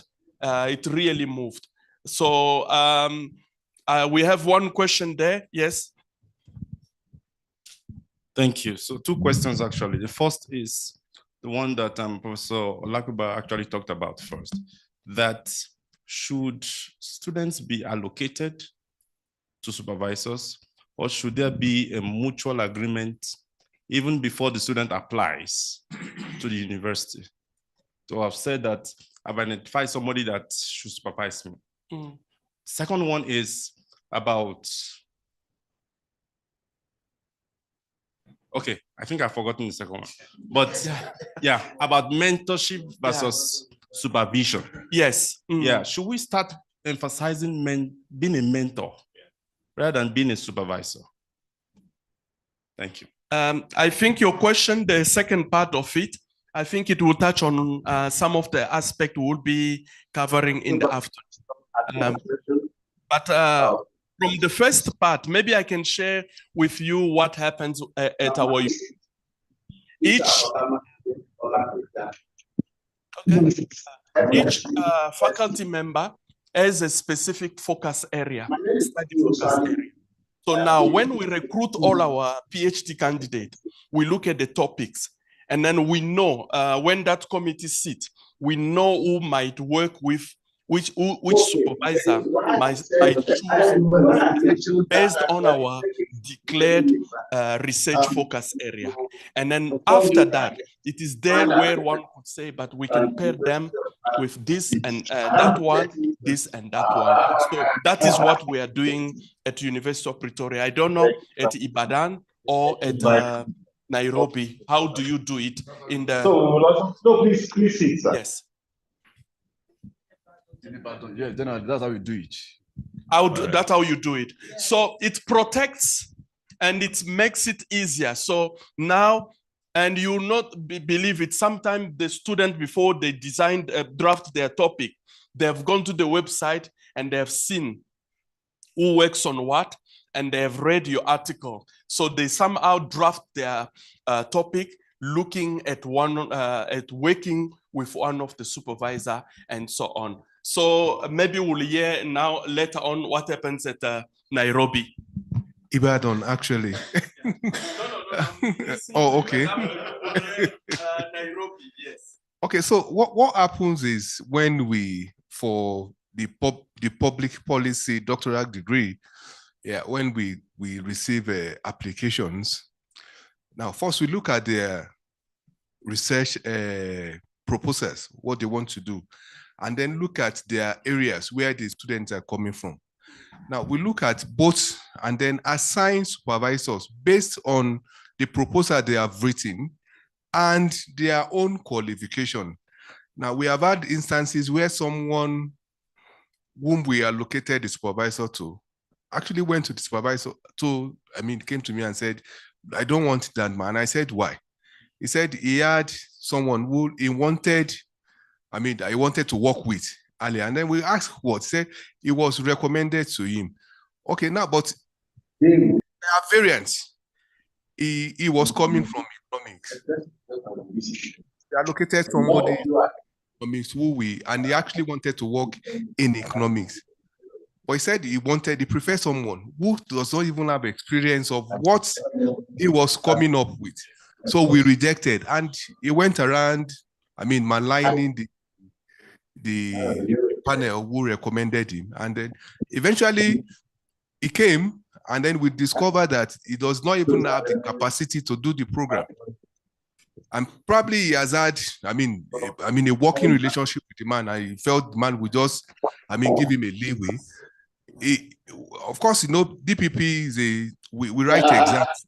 He did not pass the methodology. He did not pass the research. And so we asked him, what do you want to do? And he did not come back. From that, when we confronted him with the result of his examinations. And so some people have that, okay, if I work with this supervisor, it will just give me an easy ride. So I will get my PhD. But when you look at what they are coming up with and their own qualification, you are able to juxtapose this and then come up like this man, Professor Junior, will be able to work with you or otherwise. Thank you. So what I'm taking up is department must be the gatekeepers. Okay, thank you, sir. I wanted to say that the two options are actually available. The second option, which is the students can actually talk to a supervisor ahead of time. And to some level, they could have built relationship, draft up. In fact, the supervisor in this case will now propose the student even to the head of department, who is the head of the departmental postgraduate committee that I have these students interested in doing a doctoral program with me, and I've requested him or her to apply, so that ahead of time, when that candidate goes to apply, the candidate is not already reallocated to another person and issues arises. Thank you.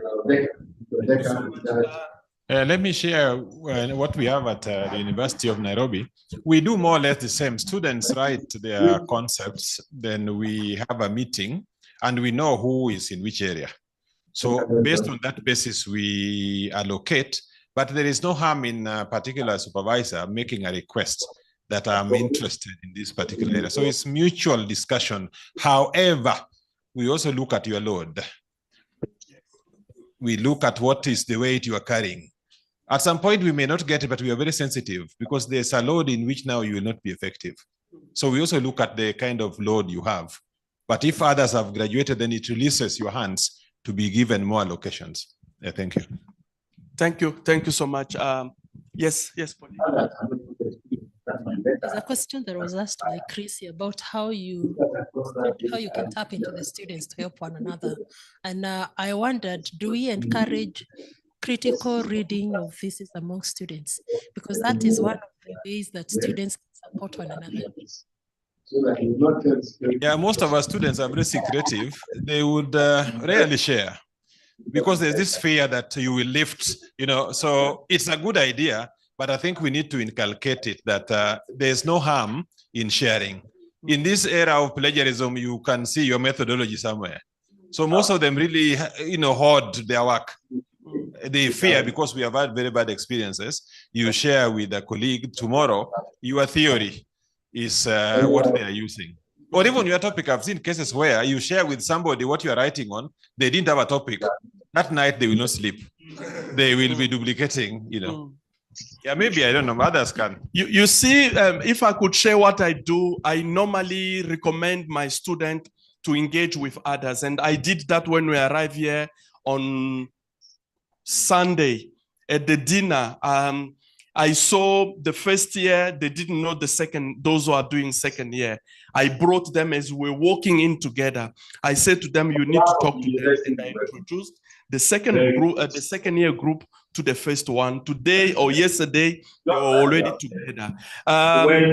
Sometimes we are working in different topic, but the principle or the trajectory is almost the same. How do you go about doing this? How do you go about doing this? Or you are in second year supervised by Chiyoyo. How does it work? And they can enlighten the student who is in first year. This is how he gives comment. This is how he does this. So they need to talk to each other. And sometimes the ideas, they can just come and say, I'm looking at, one can just poke you by asking a question, but why are you looking at that and not at this? We noticed that in our small group yesterday. Students were giving even feedback to the colleagues' posters. They say, no, we had two South African students and both of them supervised by me. The one in second year was already giving feedback to the one in first year because they are all talking about finance, but looking at different angles. So they exchanged contact and they will be working together. They won't plagiarize, but then they say, no, we need to see from time to time to so answering Christy's question, that is what I do. And I don't know colleagues on the table how yes of the board of thank you. Some years back, I think it was in around 2018. I was in a seminar and it was about PhD. But we have not and one of the main topics there was co-supervision. Our satellite. But it was not co-supervision from the way that we are discussing it. Well, I don't know whether you want I think I would refer to it as predominantly co-supervisors. We wanted you to just meaning that as a supervisor, you should encourage students to critique each other, and then you also oversee. They They critique each other and oversee.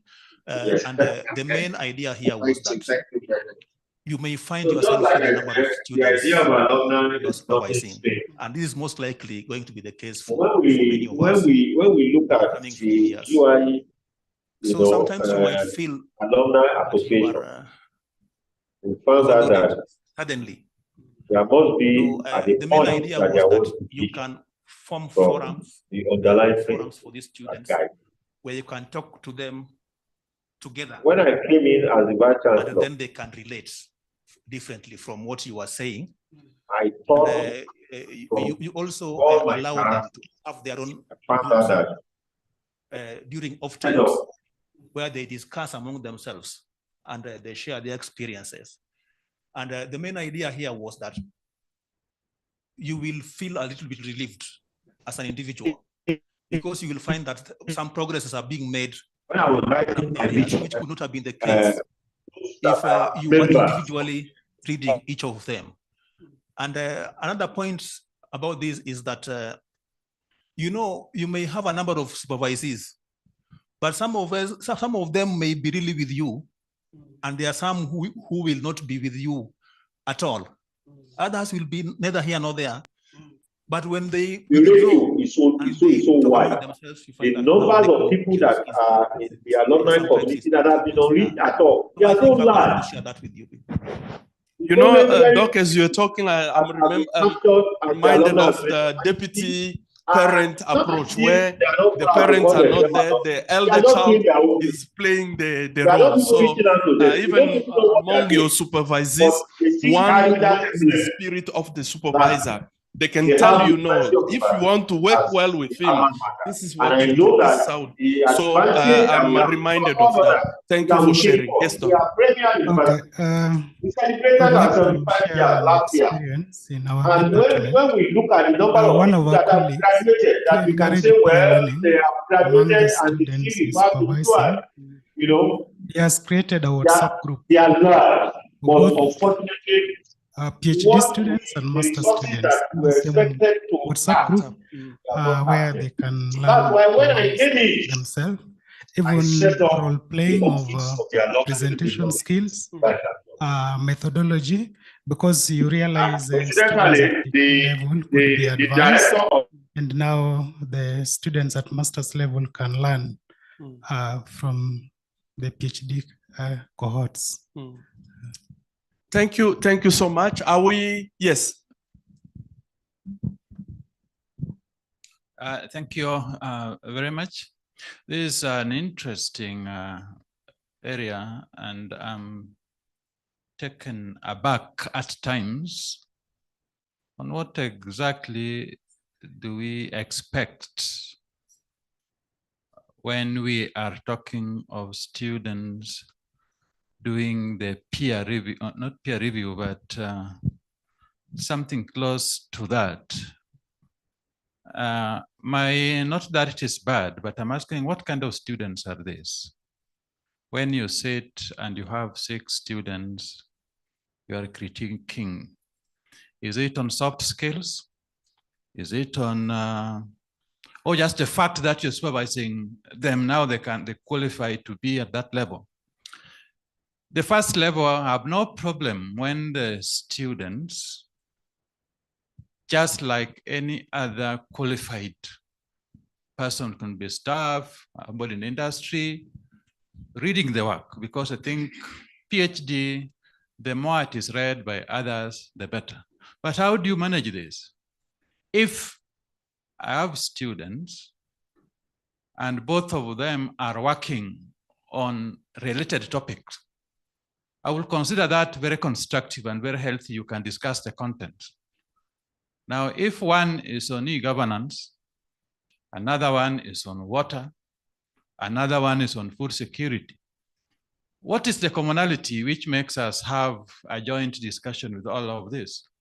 You know, these are some discussions which can be good in diversity, but can also be diversionary and really affect that student negatively. So we need to be very careful, unless they are, for me, unless they are on the same topic or related ones, I will be very, very careful unless we use one independently to go and read them and give an independent opinion. Because sometimes, how do we manage information?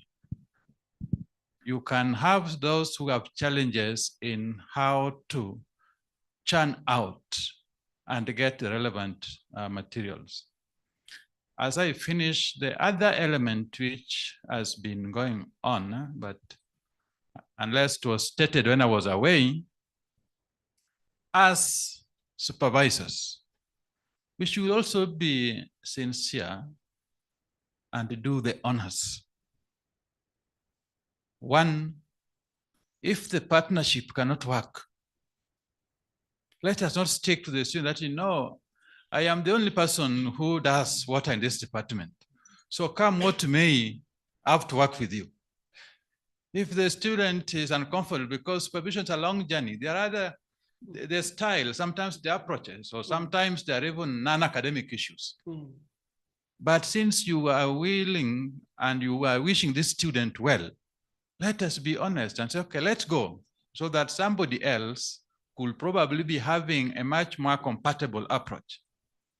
Number two, why do we step on areas where we are not confident of our competence in?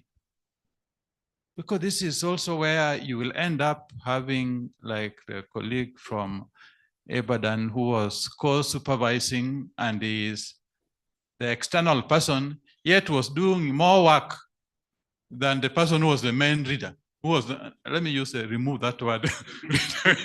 Who is the main supervisor? Yeah, I just wanted to share that. It's just brainstorming that we also need to look into that because of sincerity issues. Thank you. So Joseph has raised the issue of diversity or diversionary. Yeah. Any other comments? I think their colleagues were quiet. Professor Katumanga, Dr. Magutu, have you spoken since this session began? Yeah, may you make history.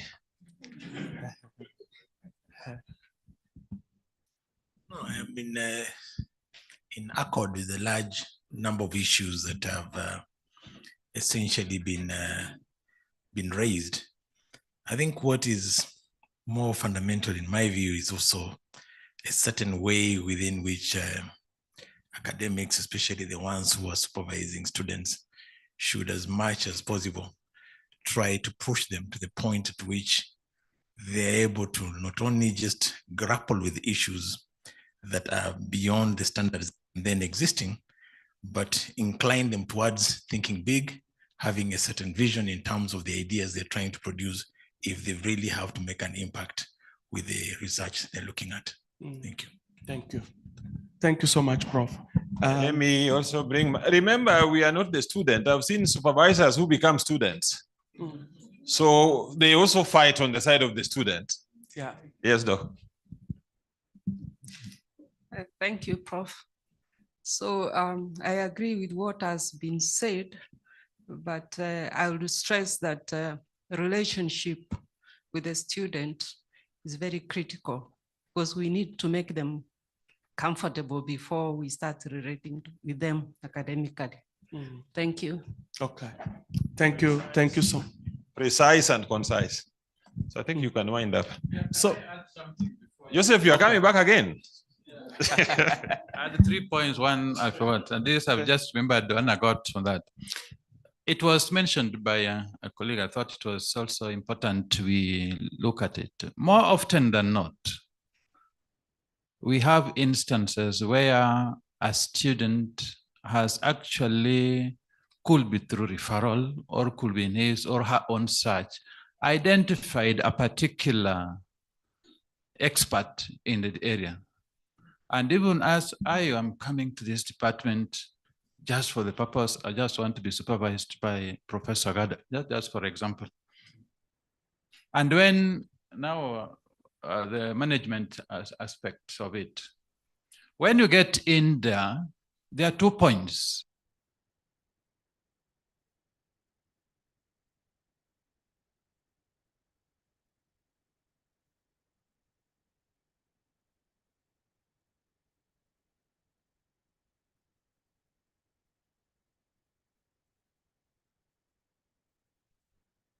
It was not careful. It was not really accurate. There are better people. The other bit would be that feel, no, you don't have a right to choose who is going to supervise you. This is something also I think we need to balance and see, because each one of them have an impact. Do we consider adding a core so that you are able, because you also need the spirit and the confidence to do writing, other than you killing the spirit even before the journey starts. Thank you. Right, killing the spirit. Thank you so much. And I think what is put on the table here is we need to be flexible. We need to be flexible, but measures need to be in place. Departments need to somehow be proactive in putting structures and some kind of processes and procedures that need to be followed. And communication comes also as critical, and building those relationships. Relationship between supervisors and then supervisors and their student. We need to protect each other, and then as department, we need to put those measures in place to protect our supervisors and to protect our student. So I think that is where we can close. And from what I'm picking is Ibadan, Nairobi, and Pretoria, we have those processes in place. We just need to activate them.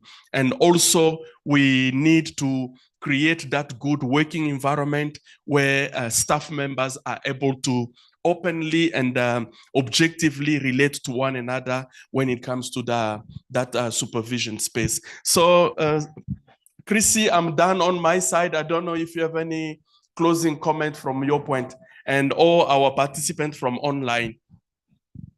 No, I'm fine. Thank you, Michelle. It's been a really engaging session, and I've enjoyed listening to everybody. So thank you for facilitating.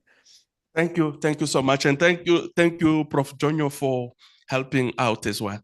Thank you. And those online, anyone who want to make a comment? Oh, okay. Chrissy, you share the link. We will be able to share it with participants via email, I think. And then they will be able to access the information you shared. Thank you. Thank you, colleagues. Can we clap and for ourselves? So we will be breaking for our lunch, and I'm giving Pauline to clarify things. So you are soon receiving some tickets for your appetite. They are green, so if you receive red, then you can see us.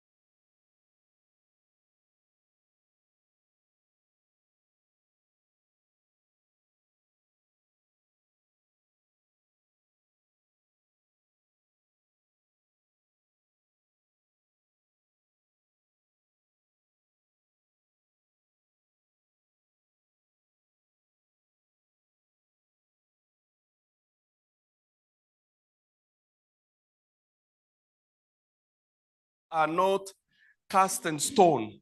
They change based on the situation, on the context, and on the candidate that we have.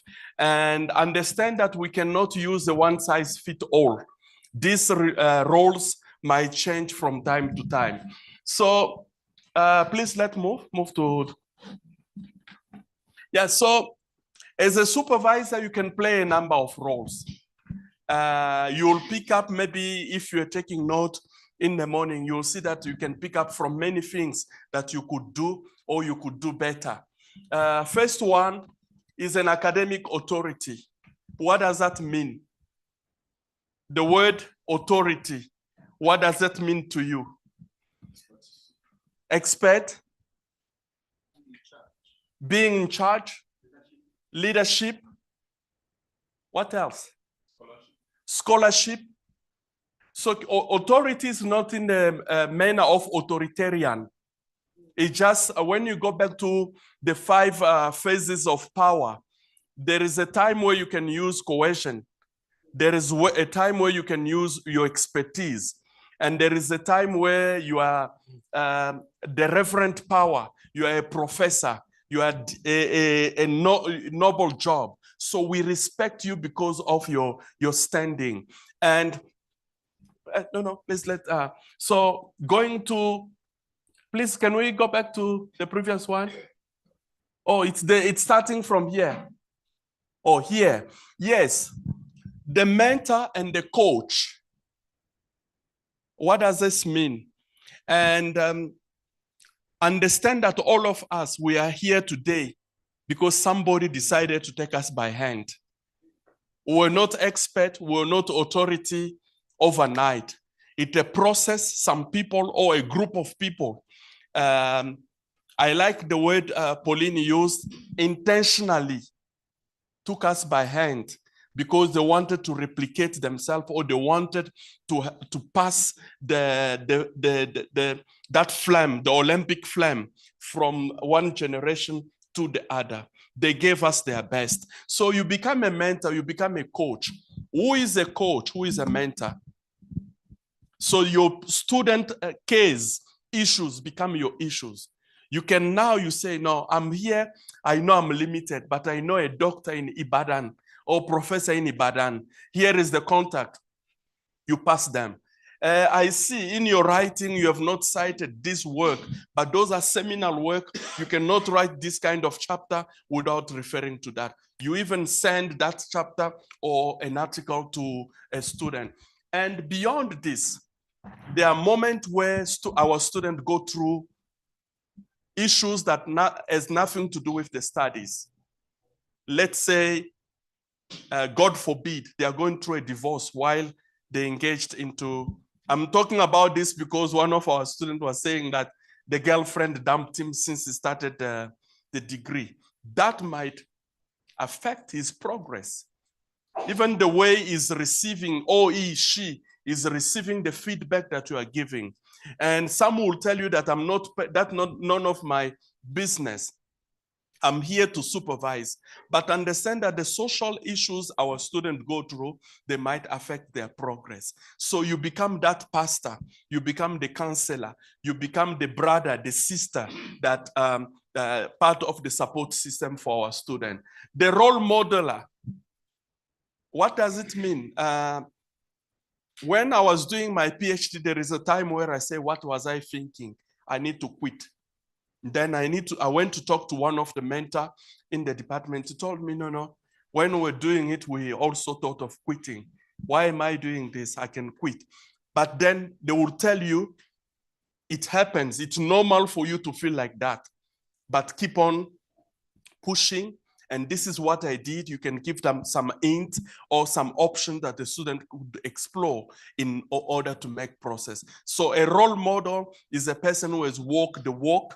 And now you can tell a person, no, it's not difficult to move from 1 to 10, but then it's doable. You can do it because we did it. And then the project manager, this is where the timeline becomes critical. Understand that we have timeline. Those three years, as it was said to us, How are you going to manage the 3 years from all the processes that need to be kicking in? You need some time to send that reminder. You need some time to just tell the student, hey, I was expecting my chapter 1 on Friday. I didn't receive it. What happened? And then you can get to know many other. The mock examiner, you can, for some of us on Sunday, we were already somehow examining some of our student work just as we're engaging around the table. Why do you write your conclusion without doing the chapters? You heard what we had this morning. So one of the students, and I think Prof. Jonyo shared with us, where one of the group member already wrote the conclusion, but the body of the work is not yet there. So some student already, PhD student, they are talking from the final point of view. Now tell them, hey, but you have not done 1, 2, 3. How did you get to this? And what processes did you use, and so on. And then the networker, connecting your student. You go to conference, you league them, you bring your student in a context like this, you introduce them. Let's say I'm coming from the University of Pretoria. You open your student to get contact with people from Ibadan, from Nairobi. You connect them, you say, this is my colleague, is also working in the finance space like me, is working in leadership and governance like me. And if you remember some of the work done by the specific colleague, you say, this is the person who wrote that book, that prescribed book that we're using. This is the person, please get in touch, and so on. We may need to and should change roles all over the course of a single supervision. So, and you'll see, there is a time where you need to be autocratic. You put your foot down and say, I know what I'm talking about. But there is a time where you need to let your student take the lead, take the driver's seat, and continue to do what they're supposed to do. Please, let's move to the next one. So we may need to focus on getting tasks done in a logical manner and in the right order. So you see where we say you are leading.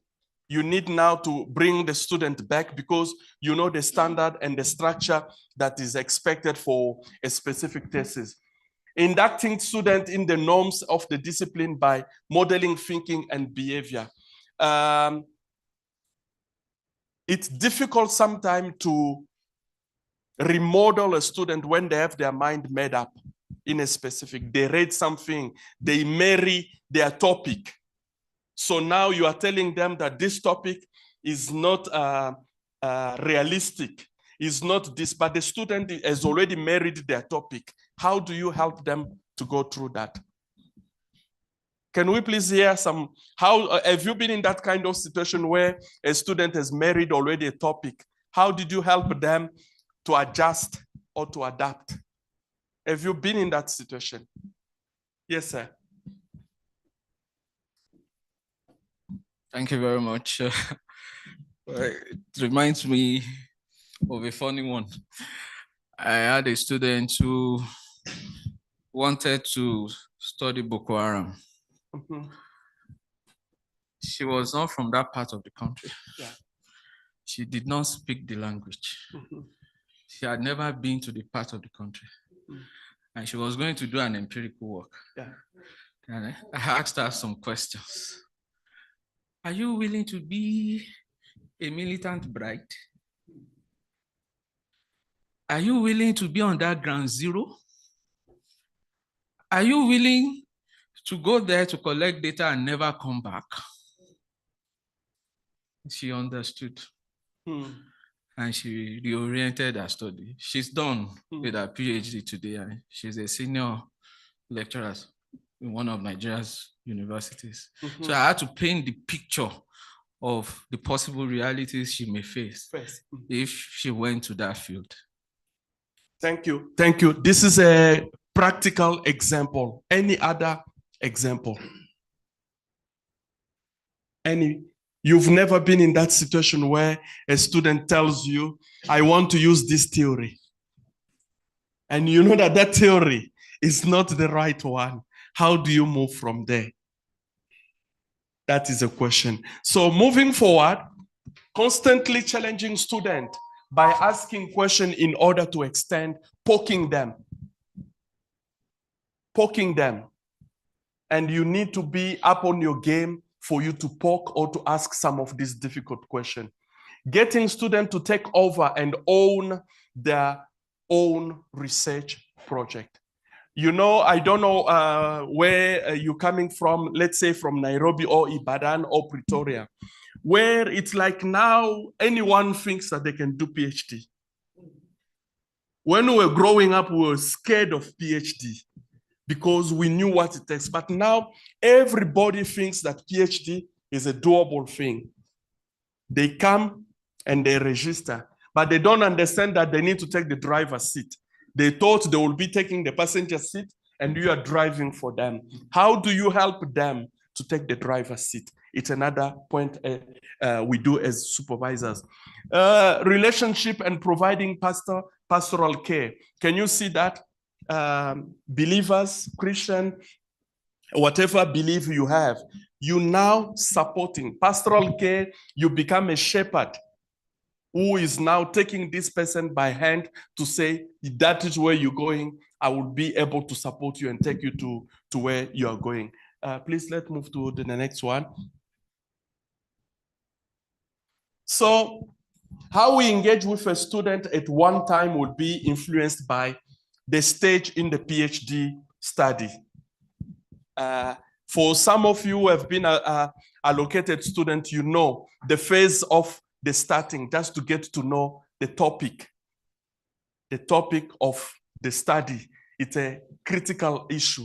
The writing of proposal, and that first moment of getting to know each other, the supervisor knowing the student and the student knowing, understanding the kind of supervisor they have, it's a very difficult situation. So we'll need that. And the student themselves. And remember, you will not have a one-size-fits-all type of student. Some are have meekness, and some are coming into that knowing it all. They think they know it all, and they don't want. How will you be dealing with that? Our own experiences of being a supervisor, I think this was shaken in the morning as we were engaging as a team, where I think you've been taking your own note on some of the things that you could improve, on something that you could keep up in the process. And the discipline, what does the discipline means? It goes to many, many other aspects. How do you stick to the time? The communication, the kind of relationship that you'll engage between you and your student, and so on. So caution, in a world where inter and transdisciplinary is increasingly called for, it is really important to consider the way we may be in condition in supervising. You know the models of supervision: one-on-one, the co-supervision, and some project, and then all the others, the panel. There are certain people who like hearing their own voice. You like hearing your own voice. Now you are being paired with a co-supervisor, and sometimes the co-supervisor might see things different from. Are you comfortable with that? To even when your co-supervisor call you on the side to say, hey, but I think this comment you gave the student, I think the student is right, or I think we could have taken it this way. How do you deal with those kind? So are we exposed to other discipline? Do we understand economics? Do we understand administrative law or law? Do we understand public administration for colleagues coming from other discipline? Do you understand political science and all those? So I think as we're living here, we need to check our background. Are we exposed to some of these things? I like what one of the speakers this morning said. If you don't know something, it doesn't mean that it doesn't exist. Are we aware of that? It's not because you don't know something that it doesn't exist. It exists. So check your level of knowledge and so on. Our experiences of being supervised as well. and so on. Yes, let's move.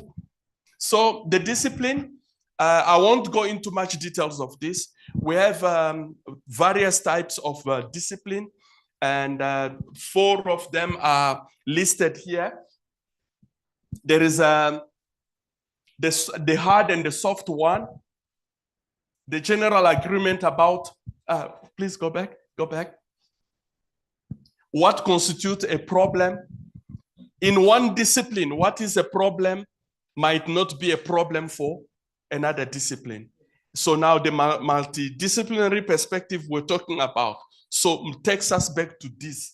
We need to be able to agree on the methods that we're going to take, because from one standpoint, a method might be different from another point. And then there are soft fields where many different kind of problems and no clear boundaries between them. And for us, I think here, public admin comes a bit strong on that.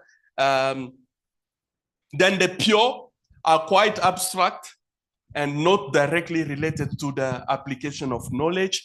And even though knowledge produced can be applied, but the focus is on the knowledge itself and not the application. So as we supervise our students, we need to be aware of all these kind of discipline that are presented to us.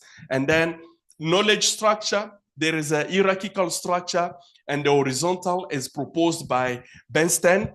And let's see what the hierarchical structure is all about, where knowledge researchers observe and measure the world around them and try to identify more overarching principles and theories to account for what they see, the choices of theories and so on. And are these theories underpinning your study? Are they guiding you in doing that?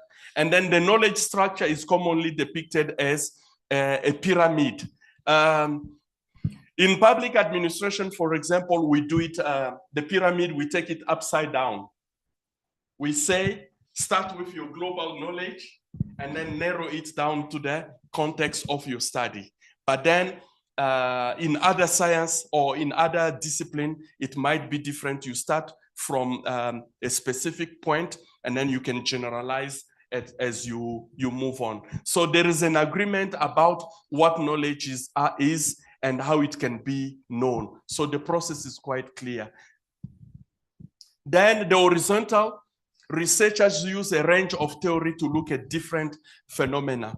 Let's say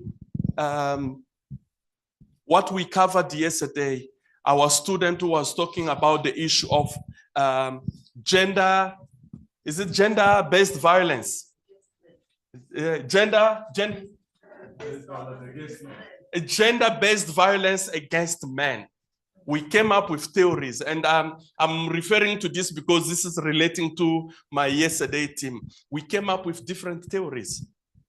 We brought a different aspect. Why? Because when you look at that specific problem, and also from the African perspective, there are certain theories that you need to bring up. But if you are to look at that same problem from the Western or Asian perspective, you might use different theories and so on. So yeah, let's go. So implication for supervisor, and all this work on the discipline has implication on us as supervisors.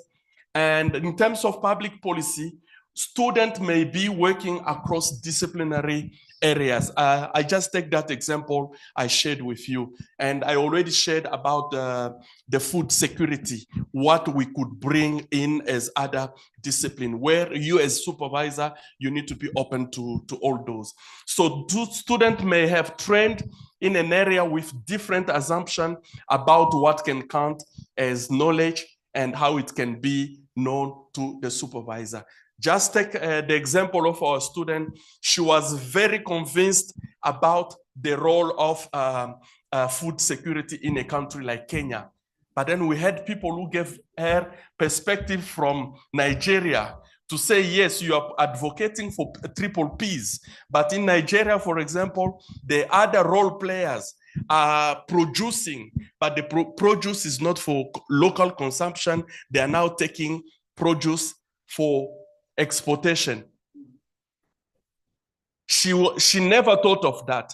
But this is a perspective that was shared because we could sit around and we had other people who had perspective that the student didn't have. And then we brought many other perspectives in the process. So as supervisors, you may be working in teams and may not draw on the same knowledge position. This is what I mean by giving that example of what happened yesterday. Please, good people, don't let us not operate in silos.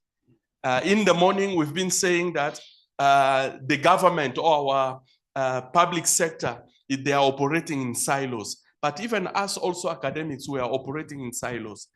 Please open up, and I believe this today's session, since morning, will help us when we go back. If we're in our cocoon, we need to open up and to start reaching out to those who could assist us in the process. So as supervisors, we need to be open to different ways of thinking about the problem. It's not the only option. And remember, public policy, as we said, it's about alternatives. It's about options. We cannot come in solving a problem having only one option. We need to have all those other options as they come. Ongoing testing of our assumption about knowledge and how it can be known to play different roles. And also, this will mean that as supervisor, you need to be working in an area where there are no disagreement, who suddenly supervise a student who sees multiple knowledge position. I can bring this to you. I think yesterday a student asked us a question where the student is not agreeing with us leaning on the Western perspective in terms of our knowledge. How do you deal with that? Can I throw this to all of us? A student is advocating that the African knowledge has been abused because we are not promoting the African voice in our publication. And most of theories we are using, they are being imported. How do you deal with that? If confronted as a supervisor, how do you deal with that kind of perspective? Well, I think it's a collaboration. Yeah. You know, the PhD process is a collaborative process. It's a journey. Mm. And at the end of the day, is the student's work and the identity that will be built around it essentially will belong to that student. Mm-hmm. So my take with that will be to try to understand what the student is trying to do. Mm-hmm. You know, and let him or articulate their position, Mm-hmm. you know, in the way is expected from a scholarly point of view. And we can bounce the ideas around, you know, not just between us having the debate, but also getting other colleagues involved, you know, talking about it, presenting seminars, you know, and all of those things. So it would help sharpen the thinking. At the end of the day, as you know, some theory builders have talked about, the most logical, the most critical, the most creative ideas or position would take emerge. It would emerge, because at the end of the day, the student too, if he's critical, you know, would learn to also understand counter arguments, and we can move from there. So I don't particularly see that it's a problem. Thank you so much. Yes, let me take the comment from Profi, and then I'll move that side. I'll come to you, say. Yeah, I don't see that as a problem, and that is why you begin with a critique of theory to arrive at a conceptual framework. There are a lot of sources that are African.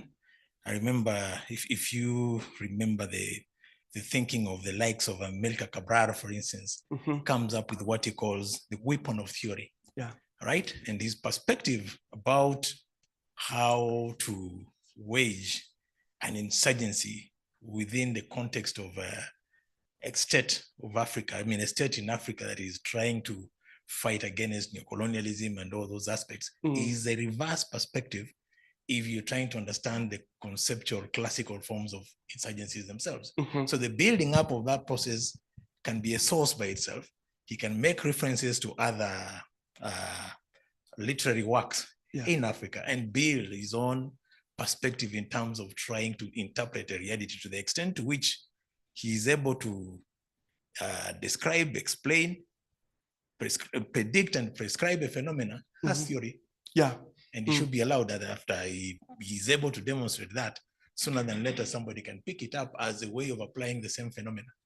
So it really isn't a problem. Not a problem. No. Yes. Thank you so much for all these comments. And I think it is helping us because in one way or the other we'll be faced with such. Yes.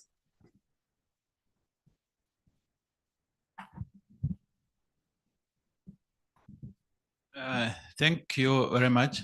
I'll probably have a very different opinion from majority of people. I've never seen a white theory or a black theory or green theory. So that's, first of all, is a very bad notion. And then a student coming in and starting from that position, again, you need to stretch a little more. This PhD, I hope this is a PhD we're talking about. Yes. You know, when you get into the student, there are two fundamental things to check or to engage a student to the level in which he requires. This topic or the area he's studying, does he have an idea of the writings that have been about it? If you have a student who is still blank, that's not a PhD material. Who doesn't want to study crime or among the youth, and you cannot find out, a student cannot even tell you what are the key writers, even anything from them. What are the ideas? I hope that's why it's coming with theories. What are the theories that have been used by whoever used them elsewhere? This will be critical to getting to that question next. Who is the theorist in this area? Do you say a theory is a Western technology because Dye was white? Or somebody, the proponent was a white person? Because you can be a white person, but your theories about actually in Africa. And in academic, a PhD, when you still want to start doing a taxonomy and you want to start categorize, this is African writing, this is Western writing, I think that is below the level. Because it is that basis. And you want to ask someone, what is a theory?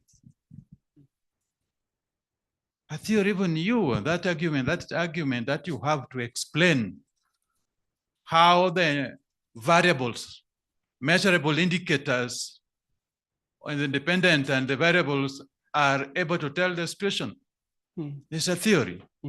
And the fact that you have not come across one does not mean a theory doesn't exist. So the first of all is that student to find out the existing theories, and it's upon him to now to say whether, in what extent is this one being now Africanist or being Asian or being a particular area. And I am deliberately moving that direction by saying there is no theory which is static. You can use theory to conduct any study, any theory, only that some theories will give you better explanations than the other. Let me rest it. Thank you. Thank you so much. No, Prof. Please start here and then we'll go. That is a counter. I will come to you, Prof. Thank you. Okay. Thank you very much. I think we should encourage such students to embrace, a balanced analysis. You acknowledge the fact that you have your own assumptions, but there are other assumptions that can enrich your work. So because some of them, they are so stereotyped that, whatever they think they know, that's the only thing. But when you now say, okay, why can't you look at it in another angle? and balance everything up. So that whether we have European view or you have an African view, you can look at both views and see how you can balance everything. So we should not discourage them, because at times some of them, they don't understand. Yeah. By the time you say, oh, no, you are not there, you don't understand anything. Just acknowledge the fact that, okay, this is what you know, but there are other ways of looking at something. Yeah. Thank you. Thank you so much. I raised this for a purpose, because I know this can affect our relationship with our student. It's either we buy into it or we don't, and then the relationship is torn apart, and then it becomes a problem. Please start here, and then we. Yeah. Yeah, I think my colleague is taking his interpretation is out of context in terms of the question you asked. The issue is not whether whoever is constructing a theory is white, black, blue, or green. No. It's a question of a perspective. So the whole essence of a student who is trying to pursue a PhD work is to assume that he wants to begin from a point. Yeah. So it's not for you to tell him don't. It's for you to say, okay, go and see what you want to do. Go out there, look for the knowledge, construct it, come back, and give us a perspective that is different from the rest. Right? It doesn't mean that there cannot be somebody who is a European who was settled in Africa who has a perspective. Whether you're talking about, say, crime, whatever hedonistic theories and what have you, all of them will stem, or certain theories will stem from a certain context, which is different. If you're studying, say, crime, for instance, you're looking at examples here in Kenya, where you would have a monopoly and oligopoly of violence that is mediated by political elite. And they are funding the same kind of crime. So you begin to realize the nature and the type of a state that you're dealing with is not a classical kind of a state you want to think about in a Westphalian kind of a sense. So what you're simply trying to ask a student to do is, okay, go inside there, look, get into the compost bit, pick out all the elements you're seeing there and see if you're constructing something different. So the point of everything here would be that there would be a critique of what is existing. And I agree with him on the question of the limits of what is existing in terms of a theory is the whole reason why you're doing a review of those theoretical perspectives, for you then to begin to model and construct an alternative. It's a perspective driven from the standpoint where that particular person is. So it's not an absolute aspect of it, must be this or that. Thank you. Thank you so much. Please let's take 2 comments and then we can move. Yes. So what I have copied from my Oga here is, okay, when the students come to you, just, okay, this is the ideas, this is what you want to work on. Now, give him a task. Go and review about 40 journal articles and begin to situate your assumptions in the review that you have done. So maybe when you are coming back, your assumption will have changed or will have been strengthened such that you are now more convinced that, okay, I really want to do this thing, or you want to drop that idea and embrace another idea. Thank you so much. Thank you. And I think we are taking note because this will one day assist us in resolving. Prof, next to you. Thank you very much, sir. So you raised a query that is very important. That, okay, what if a candidate comes up to say, oh, why are we not using these African theories, African ideas? Why are we not researching this way? Of course, these days we could have more and more of such. The decolonial agenda is growing. They are no longer saying Pan-Africanism or neocolonialism, but it's the decolonializing agenda. And of course, more and more students, candidates may be interested in this. I wouldn't discourage them. I would support them to read more, to understand what decolonization is actually. How it's different or same with neocolonization, episteme. And when we're talking about theory, as much as the fact that the race or color of a theorist is not necessarily the judgment of its potency, What is behind each theory is the episteme, the ideology. One of the beauties of the social sciences is that we are not constrained to one theory. Yeah. There are so many theories. And the episteme, the ideology behind the theories, explains the final findings. Okay? And it's possible that a supervisor may have a modernist episteme to research. A student may be coming with an episteme that is a little bit different. Okay? How would these two align? How would they conflict? As a supervisor and a researcher, I would try as much as possible to immune myself from the dominant idea that I may have to see the extent of understanding of the candidate too, and see if the candidate too will be able to contribute to knowledge, irrespective of the ideology that I may align with.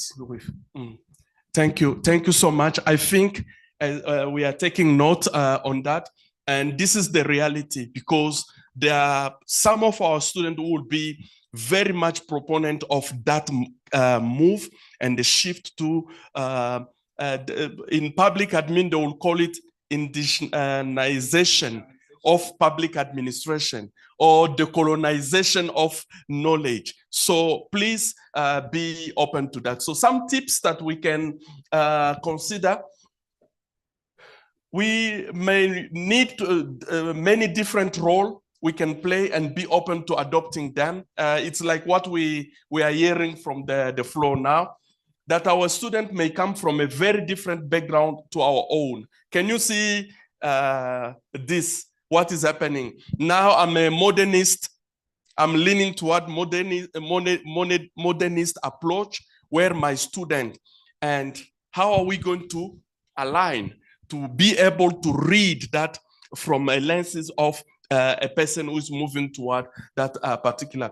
That colleague may also come from different background and understanding of knowledge and how it can be known. Just look at comments that came from the floor now. You can see that there is a wealth of knowledge from out of us, and we can tap into that and so on.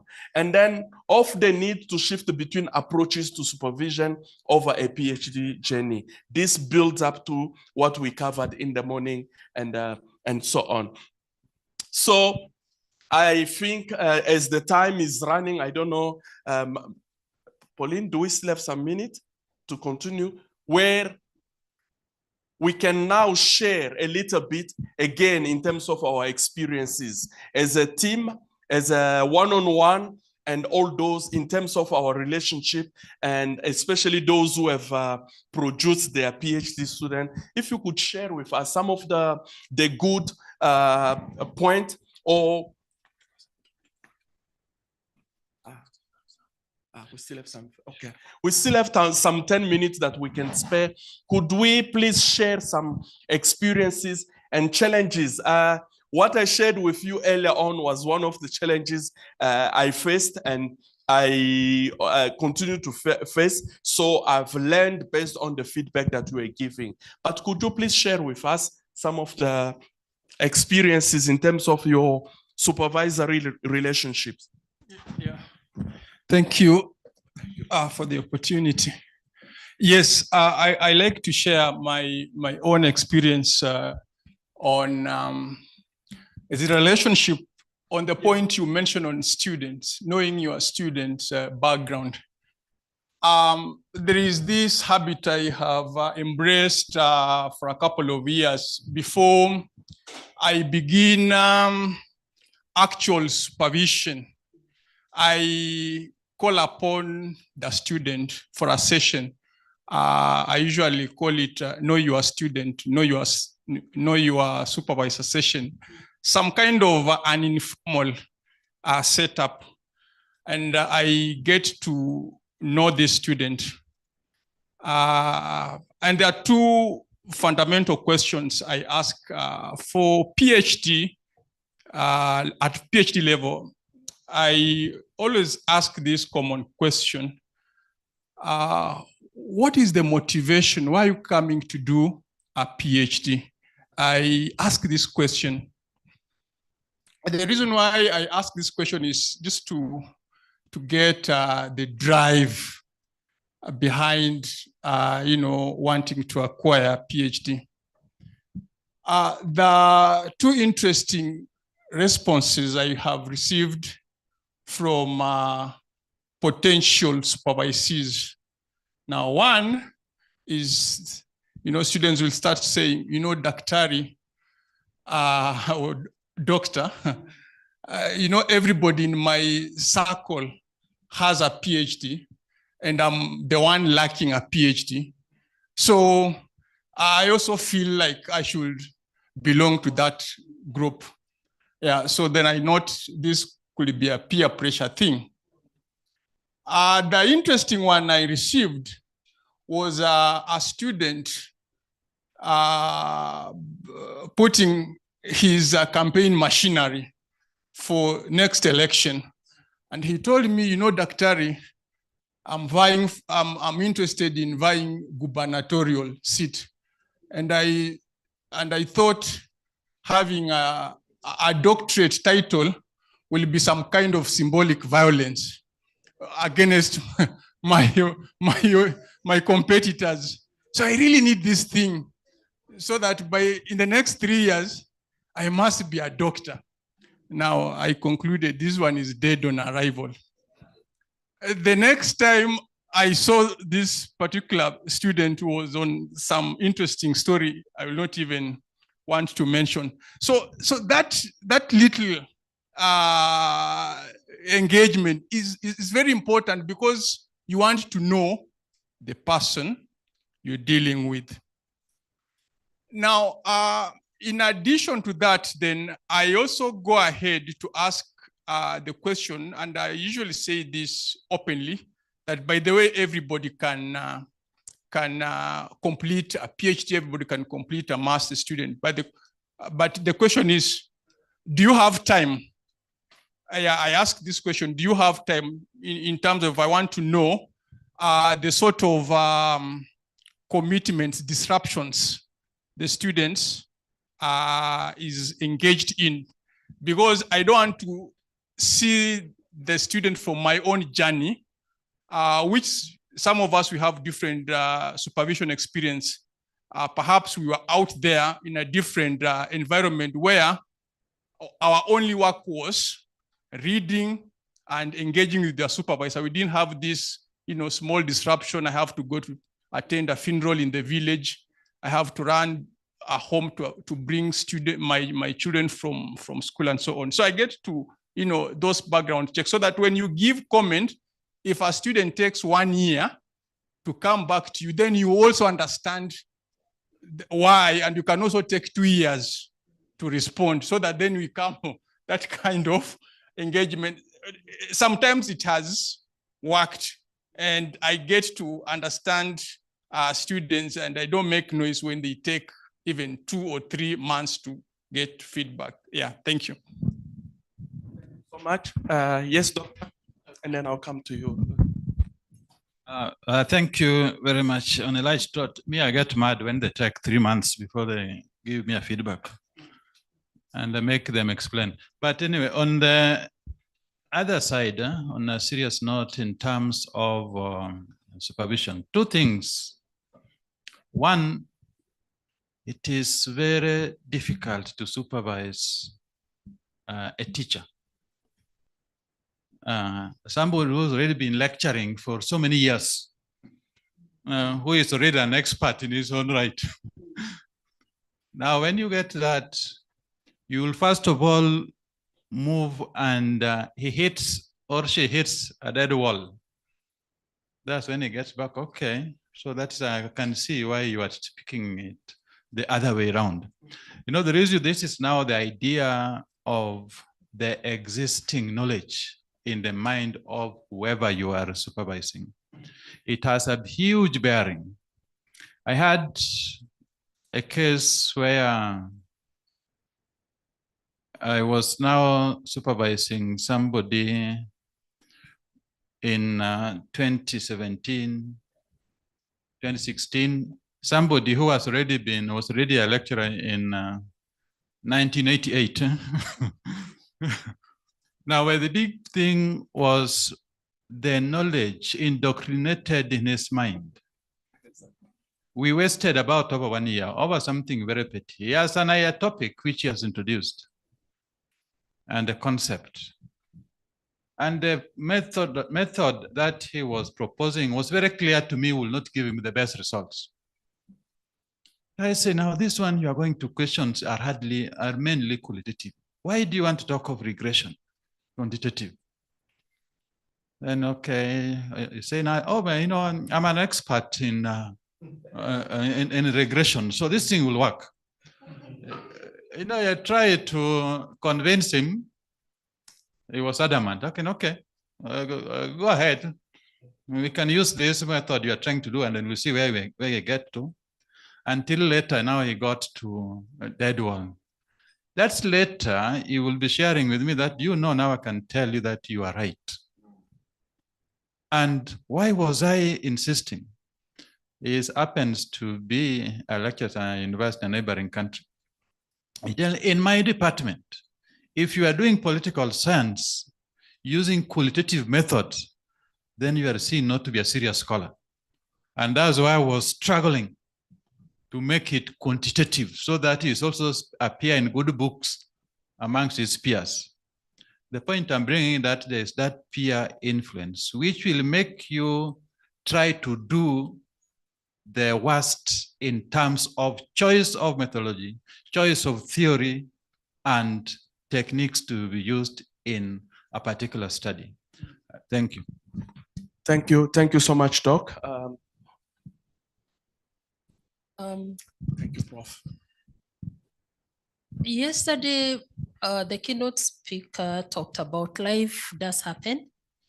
And this morning, I think you did mention about the pastoral care aspect.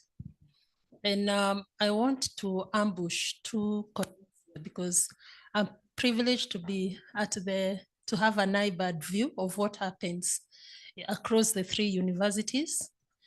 And there are 2 exemplary cases that I have observed, and I would like us to just get the experience of how we handled those cases. So with your permission, I would like to request if Dr.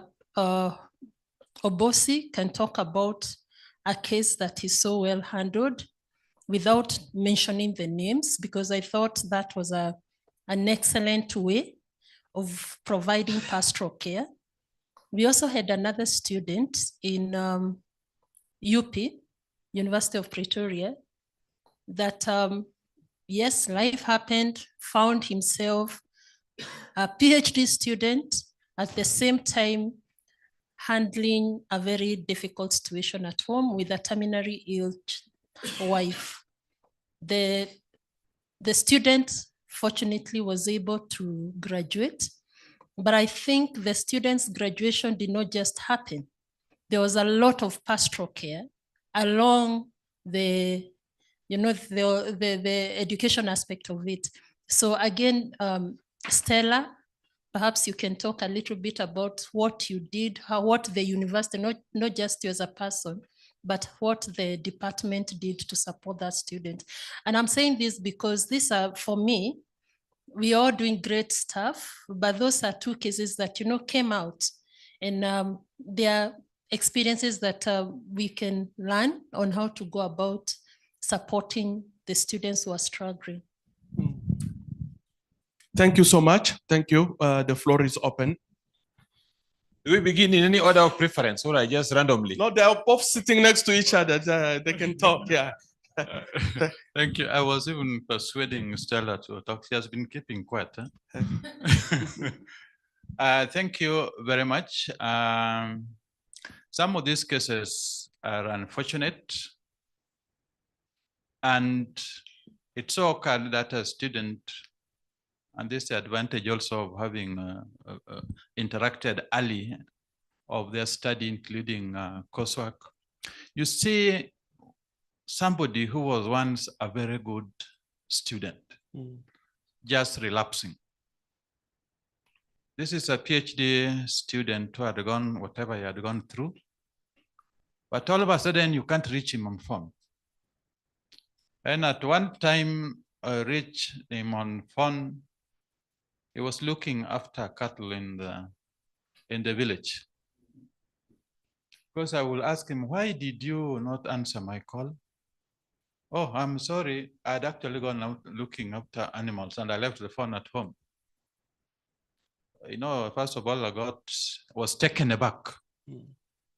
So that time I just say, okay, the next time when you go to look after cattle, carry along your phone. You know, this thing is called mobile.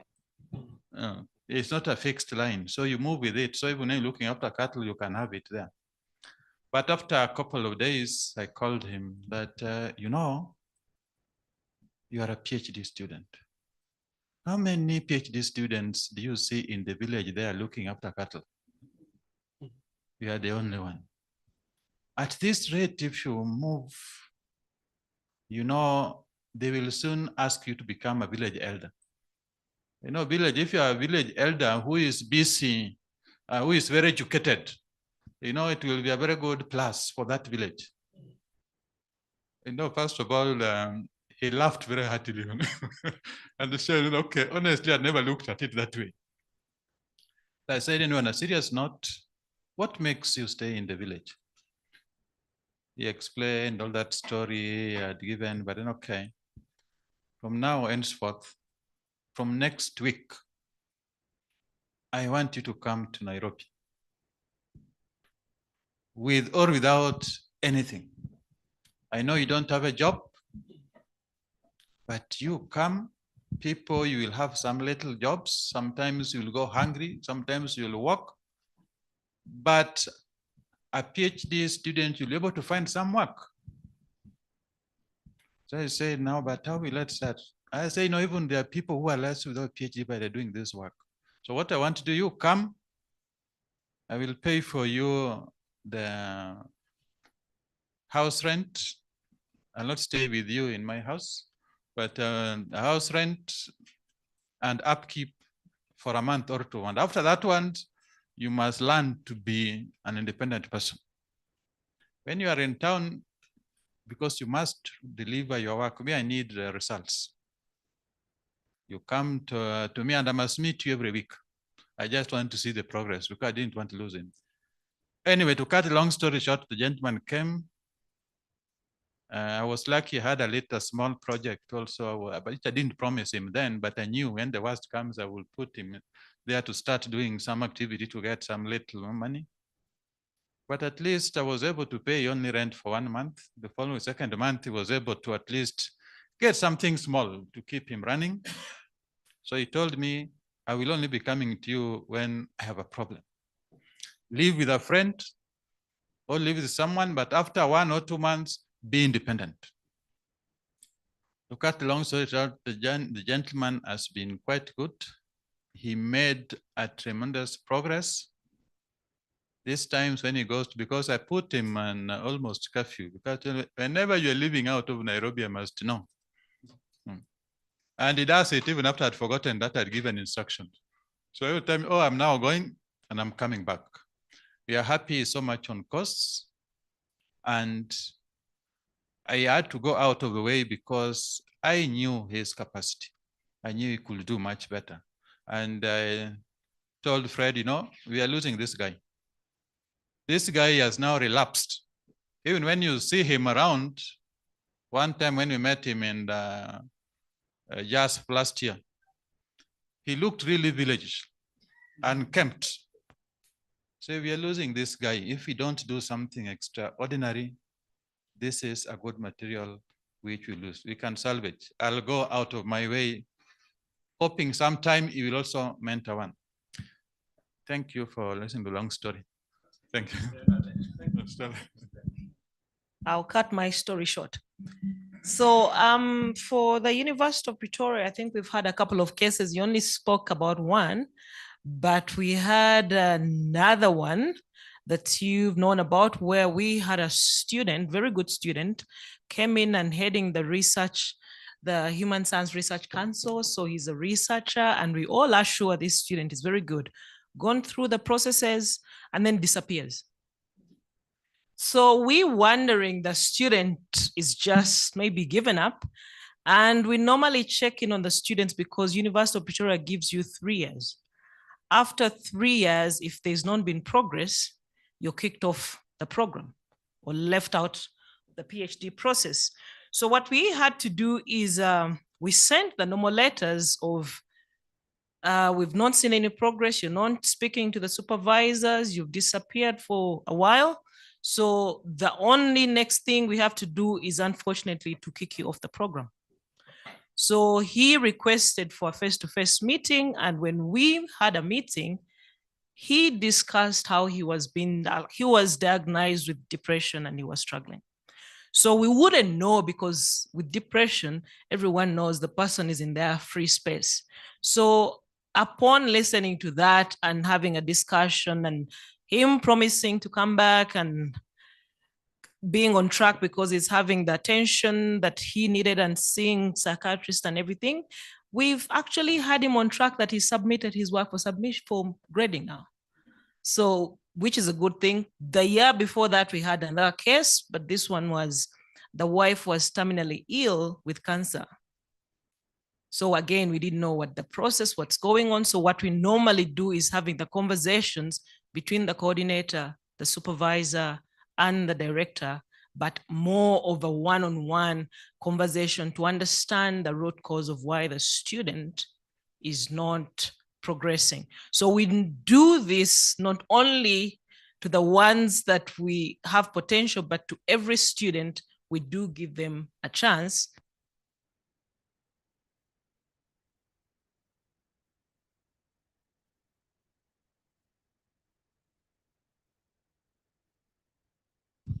Once that is done and we've come up with an action plan, the student has to sign and agree on more or less what they're willing to do. And we also come up with a plan of how we're going to support them through the process. And we've seen that working for the students, that we've had that student graduate. We've had the other student back on track, and we have many others that are coming back on track, just having that one-on-one conversation, just listening to them. Maybe if I can add on this, the student, one of the students you're talking about, that was my student. What I did is we had the personal relationship where after a week, I can just drop him a WhatsApp. How is the wife? How is it going? He will ask, can I call you back? He will call at 8 o'clock in the evening. We'll talk. What did you do? And me being from this region, I understand the dynamic of this region. So I could give him even advices on what to do, who to contact. It had nothing to do with the study. So if a certain time has passed, he has not met the deadline, I say you need to treat your health first, because if something happened to you, you'll leave this PhD. But if you still survive, you can continue with this PhD and do that. So it became a one-on-one perspective where you engage with him. So we became brothers, not supervisor and student, we became brothers. We could talk and he find that safe space. He said, I can open up and even give certain details that were not needed, but then you'll give advice on what to do and so on. So thank you so much.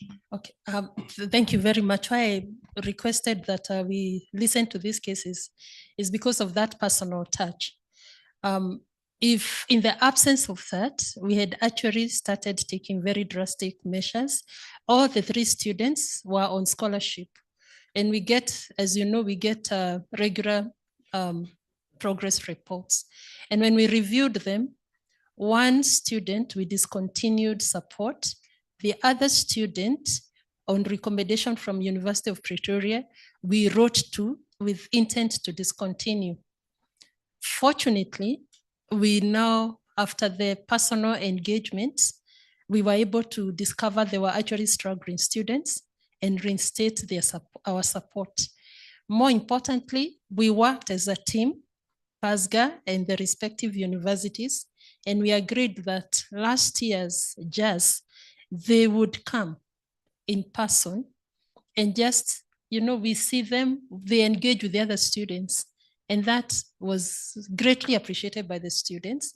We also were able to see them. The student at University of Nairobi had been our best student in the MRPP class.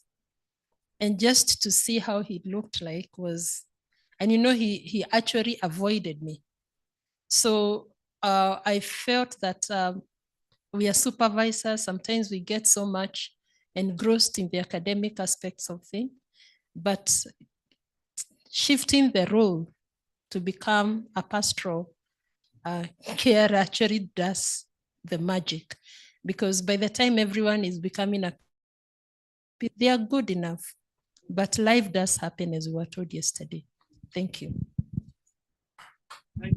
Yeah, maybe, Chair, before you conclude, I think based on what colleagues are observing, at the University of Nairobi, we recently modified our values and we introduced a new value, which is called the care, where students who have been found with some misdemeanor are suspended, but out for 6 months or 1 year, then they are pardoned. Because at some point, the village, that's the only village flag. So if you expel them, you destroy a village. So I think the culture of care, the culture of pardon should be something that is part of us. Because a good number of people are on their second chances. The first chance had they lapsed, but they were pardoned. So I think that's the spirit with which we can engage our students. Thank you. Thank you so much. Yes, sir.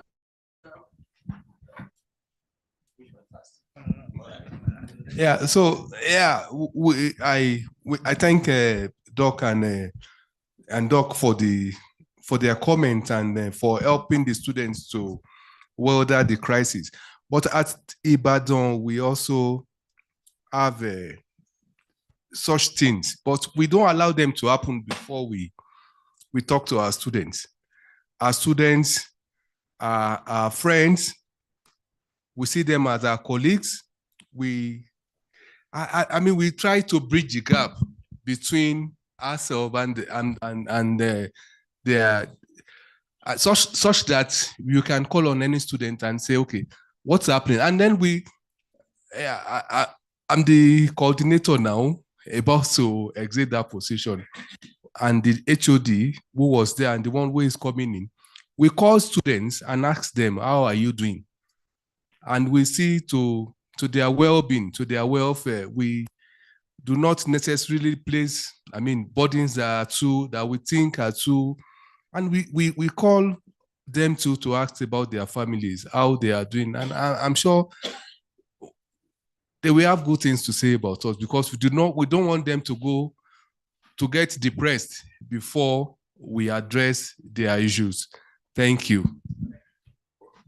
Well, mine, I just want to ask the managers and the coordinators of the EPP. Have you ever reached a situation where you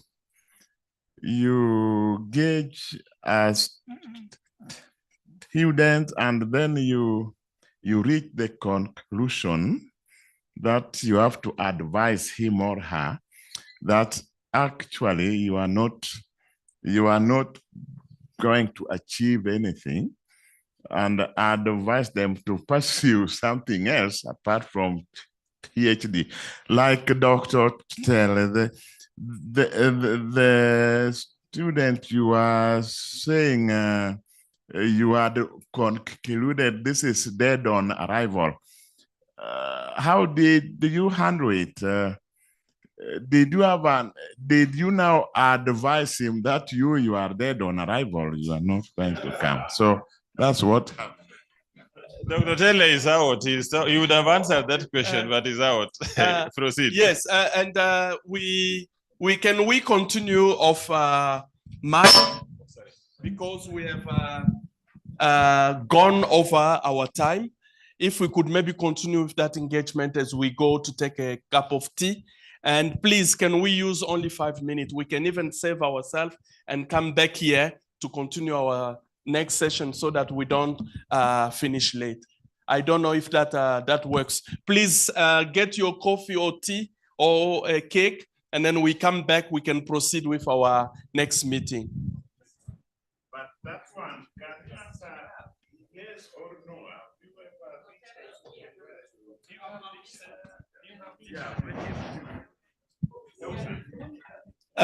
You know,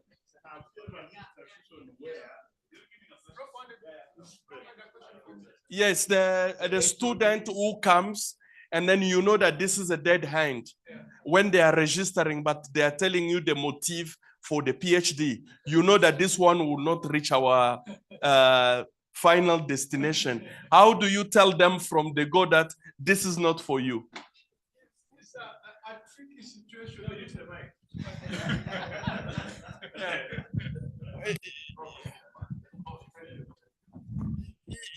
Yes, it's a tricky situation, I'll say, and based on my interaction, I've tried to explain to prospect student what is expected of a PhD scholar in terms of time commitment, and more importantly, the academic rigor.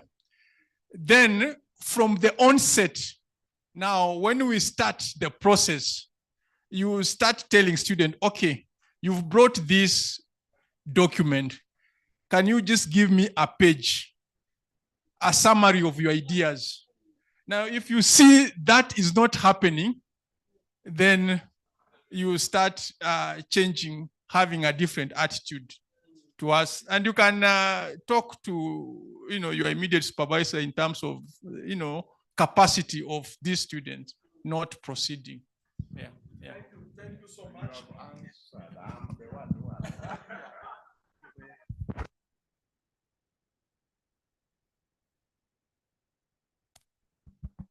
Check. What is the signal? Check. Check.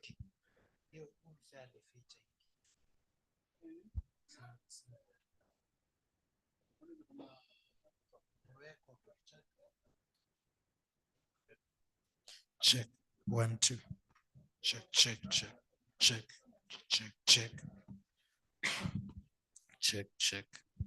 Check. 1, 2, 2. 1, 2. Testing microphone. Test microphone. Mic check. Check.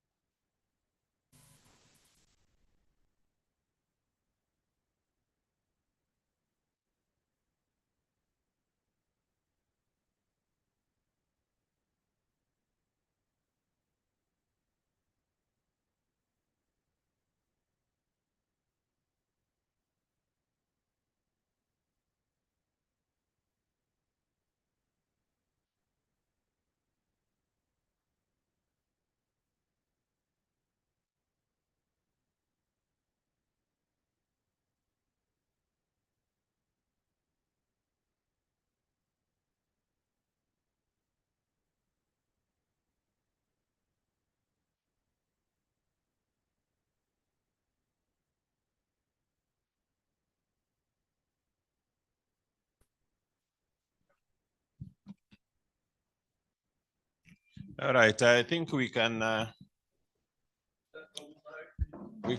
give them some minutes to come in.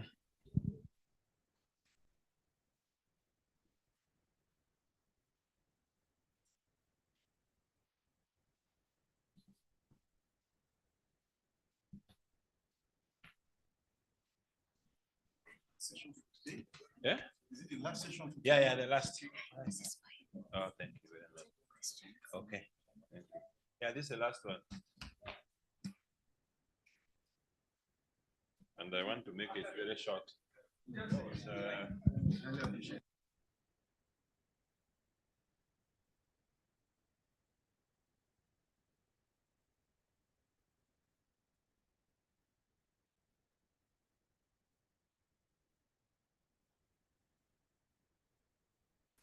But very meek. Is there a better one? But their batteries go off very quickly.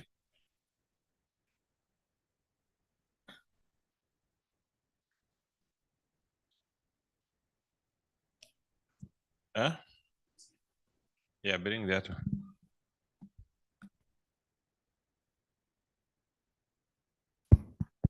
Check here. So I think, colleagues, we can start. The others will find us. It has been a long day. And this session basically looks at innovative and critical thinking in research and supervision. So I just want to share some tips that may be useful in terms of how we can be innovative and we can put in critical thinking in terms of guiding our research and supervision. You can go to the first slide. So there are certain principles and abilities that I identified. One of them is to respect students' autonomy in preparing them in terms of their research process. Respect for students. And I think it was explained here very well. Relationships. You know, at some point, the way we treat our students or the way they treat us has a very strong bearing in terms of the quality of work that we might come out with. The minute respect is lost, then it creates problems because it goes with the trust. It also goes with all the other issues of mentorship, because it is not just supervision, but it's also mentoring. And I think respect is a very important building block in terms of relationships in the academic journey. The other issue which I think I need not belabor is dialogue. Having some communication, some engagement with students in a form of dialogue, just like even asking them to talk about their interests generally. And some students will tell you that they need the degree for promotion purposes. Others will tell you that it's an honor. Some will tell you that it will advance their career. So it becomes important to have a dialogue, you know, so that you can also begin to construct the kind of person you are dealing with. And you have them also get to learn your expectations. So these are things that should be put together. In fact, in terms of dialogue, at some point it's even important to document what you have discussed, what you have agreed, and if there are timelines. So it can be informal, but I think it's important also to have some kind of accountability in terms of how the dialogue that you have is evolving, so that this, when students come back next time, you have a point of reference in terms of how or whether they are making progress. And for universities that require progress reports, such could be very important in terms of transforming them into such reports. Then also in terms of instruction and mentoring, students require to be instructed. And the instructions now, therefore, is based on terms of what is it that is expected from both sides. There has to be expectations, there has to be obligations. And that would basically constitute the instructions I'm talking about, and even mentoring. Then the other abilities that are also very important. One of them is observational abilities. How do you organize? What helps you to spot some details from a student, all right? What situations would assist you to observe?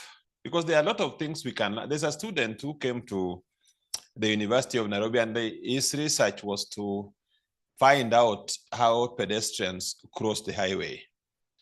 And the highway is at one side had like 4 lanes, the other side also had 4 lanes.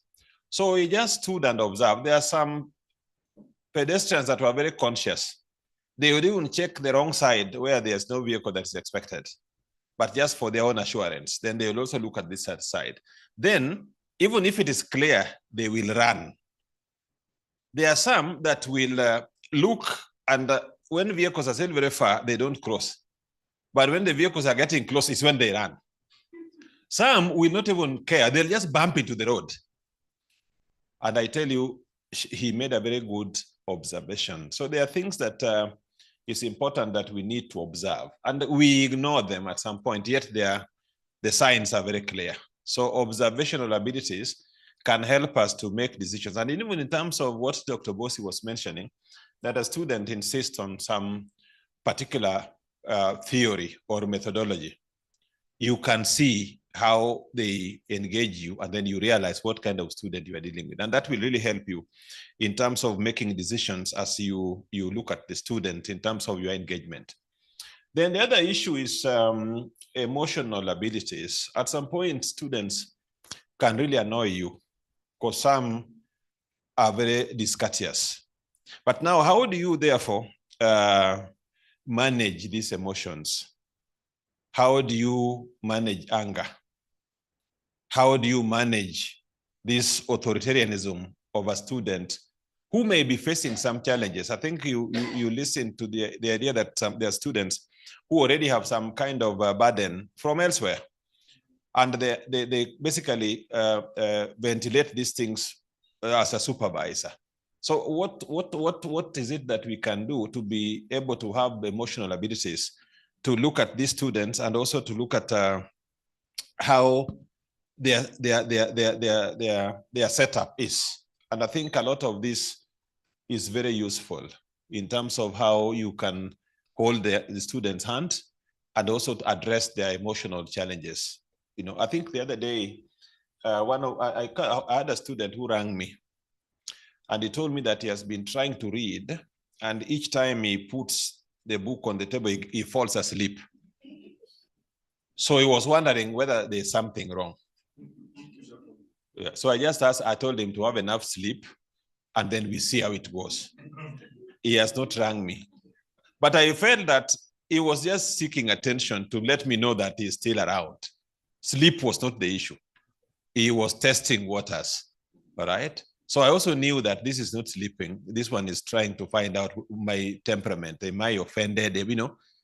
So we laughed and it ended. I've never had that issue. So emotional abilities become very important in terms of what we require. Then the other issue is also questioning abilities. How do we question students? How do we design probing questions to find out in terms of the interest they have, in terms of abilities, right? And even when students are developing their work, how do they develop their research instruments?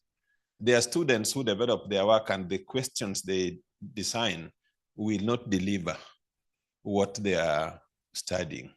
In fact, some is cut and paste. Like I've seen students asking, you know, your age, gender, education, how long you are. But in the analysis, this is not even captured. But are you male, female, you know? So I think at some point we have this mechanistic way of looking at things, and we need to guide our students in terms of questions that may help them, because once you have developed your specific objectives and you tease out the kind of questions you need to ask, then the work becomes easier. But at some point, you also need to probe what kind of research are you doing, what kind of questions. There are some students who cannot even distinguish between open-ended and closed. You know, some are yes and no. Some design questions that are already biased. They have already taken a position. And when you talk to respondents, somehow when you ask the questions towards a particular, they flow with you. So I think we need also to guide them in terms of questions that are neutral, questions that allow the respondent to own the process, not your biases. You could have them, but I think it happens from the University of Nairobi, it happens largely with students who wants to write their thesis where they work. They see that as an extension of their internal war. So the questions they raise are very vicious, meant to portray the organization negatively, because either they have not been promoted for a long time, yet they think they are more competent. So they design research to fight the organization. And some of them are very resistant. So I think we need also to guide them in terms of how we can develop right questions, relevant questions, thought-provoking questions, and purposeful. Remember their purpose to conduct a study. So the questions that they ask in terms of their instruments should also be very purposeful in terms of how does it support the study. So it's like, you know, I think I've told most of you, when I was growing up, not that I'm fully grown, my interest was not to teach in a university. This work I'm doing is accidental. My interest was to be a musician. So when I went to the music academy, they tested my voice. Do, re, mi, fa. They told me, Fred, we are sorry. Your voice is pathetic. Please try something else. So I went home, and in the evening, I got a phone call that, Fred, we have identified what you can do in music. So please come back to the academy tomorrow. So the next day I was at the academy at 7 a.m., yet they open at 9.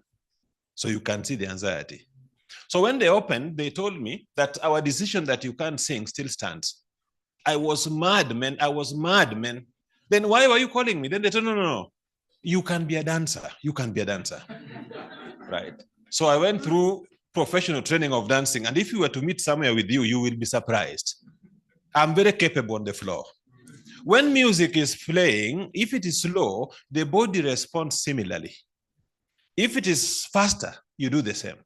But there are some pieces of music that you need a physical partner. And you need to know the locality of the legs so that you don't step on each other. And in the absence of a human being, you can embrace the air in anticipation. Music. So when you are a student, when you are writing, the questions that will guide the study should be the music that emanates from your specific objectives. You cannot dance any music apart from what questions you're going to ask will feed into the study. If the song is fast and you are slow, it is very evident. Lack of logical sequencing of instruments. So I think it's important that we ask the right questions, not questions that have already taken a position. There are students, when they present their proposal, it's like they have done the research. I think you must have seen them, right? And it's like they are very difficult to shift because the questions they asked were not the right questions. The questions they asked were already biased because there is an outcome they expect. So a study should be allowed to flow naturally. The other issue is also inferential abilities. This is where now there are some hidden facts. There are some hidden things that the eye may not quickly pick up. And how do you address some of these doctrines, some of these hidden abilities in terms of how you want to respond to your study? Then the other one is experimenting. This is largely sciences, where you learn by doing. Where possible, guide students to learn by doing so that they own the process. A number of students are very scared of statistics, very scared. And when you ask them questions on research method, this is their nightmare. But I think it's better not to do it for them, but to guide them on how to do it. I've seen many students, when they're writing their methodology, they write it as if it is literature review. So-and-so said sampling is this and that. So-and-so argued that survey is this. Yet what you want is for them to tell you how they are going to conduct their study. And at some point, we seem to just let it be, because I think they're looking for many pages, because there are some universities where methodology must look big. to show you are serious. Some have mathematics n, y divided by z gives you, and then they put some, like bigger than, So when you say, wow, this is it. But at some point, that is drama, which does not help the study, but it's meant to make you panic that, wow, this student is, but at some point, ask them to explain. You have put this formula. How does it help? You will be shocked. Right? So at some point, there are things they do because it is the trend. It is what peers do. It's what they have seen, but it does not speak to their study. So at some point, it is important that we let them learn by doing. Then the other one is consulting abilities. This one I think has been explained here very well. Let us consult. Let us compare notes. At some point, it may look very minute, but just finding out how a student's family is doing, all right? Like during COVID, it was a disaster on many of our students. They lost their jobs and somehow they were the only breadwinners. So the first casualty was their studies. Yet you find there are some who would be very indifferent. I think it's important, I think Michelle mentioned here, that I think at some point, let us consult. And the consultation should be both ways. Find out what's happening. I remember it's a weakness we have. At some point, a student disappears, but we don't even try to reach out to them. You just wait for him to face the wrath, right? When they show up, where have you been? You think you're there. So when they send you something, you punish them. That have been waiting for this years, why are you bringing back? Just like I've seen, I go to very many universities for external examination, and I found a very interesting scenario in one of the universities in the region where a professor, when he's teaching and students miss class or they come late, he swears, you will learn who I am.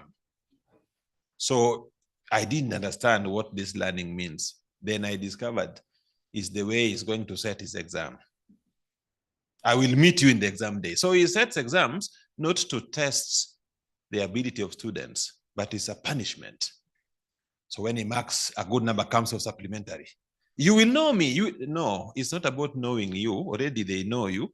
What is important is that let us develop some kind of consultative process in terms of what we do so that we get to know both sides of the story. And it can even help us to manage how we engage with our students. Then the other one is argument analysis. I think this one was raised. This is where many students are very weak. At some point, even if you look at literature review, all right? Many studies that I've seen is not literature review, it's presentation of literature. That's what they write for you. You don't see any probing. It's a debate which actually criticizes the knowledge that's available and also comes out with the gaps which you intend to fill. But when you read most literature review, it's not even a literature review. It's just conceptual in terms of so and so said this, so what? And I think that becomes very important that we need to engage students in terms of critical analysis so that it can help them in terms of presenting a debate. Some students would not even know the current literature. Their references, the youngest literature is 1965. That's the youngest. And they tell you that is the last time. And I think it was mentioned here that at some point you may not know that something exists. It doesn't mean it does not exist. It's only you who does not know that it exists. So I think we also need, in as much as there are certain historical arguments that we may still bring forward, but I think it is important that we also engage in terms of emerging literature, which can be very interesting in terms of analysis. Then also judging skills and deciding skills. I want to raise a question with you. One time I was incorporated in some arbitration. The arbitration was like this. A university has students who write their PhD. They don't have specific guidelines of the pages or the number of words. Some universities have it. I think we have it, the number of words or the number of pages. So there's a student who wrote his PhD and he finished and the total number of pages was 79. One of the panelists said, no, this, you are joking. this is chapter 1, right? Because a serious PhD must be 300 pages. Is it the pages? Or is it the content? Or how do we judge the quality of work? Because some would argue it has to be 300, some would say, no. It is the content. So let me throw it to you. How would you judge a good quality PhD document? Some students also study for PhD. They are like permanent students. A 3-year program, 8 years, they are still writing proposal. Judging. And the university did not know what to do. And they raised a very simple question. Do we have a policy that guides? There was no policy. The student graduated and is now a full professor in that university. And is very negative towards voluminous, wordy documents. And the university is yet to agree on what is sufficient in terms of words or pages. What is your experience?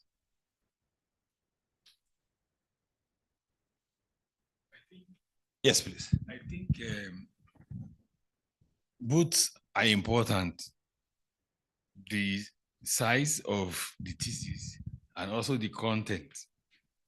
Except a student is working on using a quantitative approach, then it will be relatively smaller. But if it's a qualitative work, I don't think that example you gave of 75 pages is possible. I don't think, though there are traditions, some places people tend to write more, some other places they write less, but maybe something in between.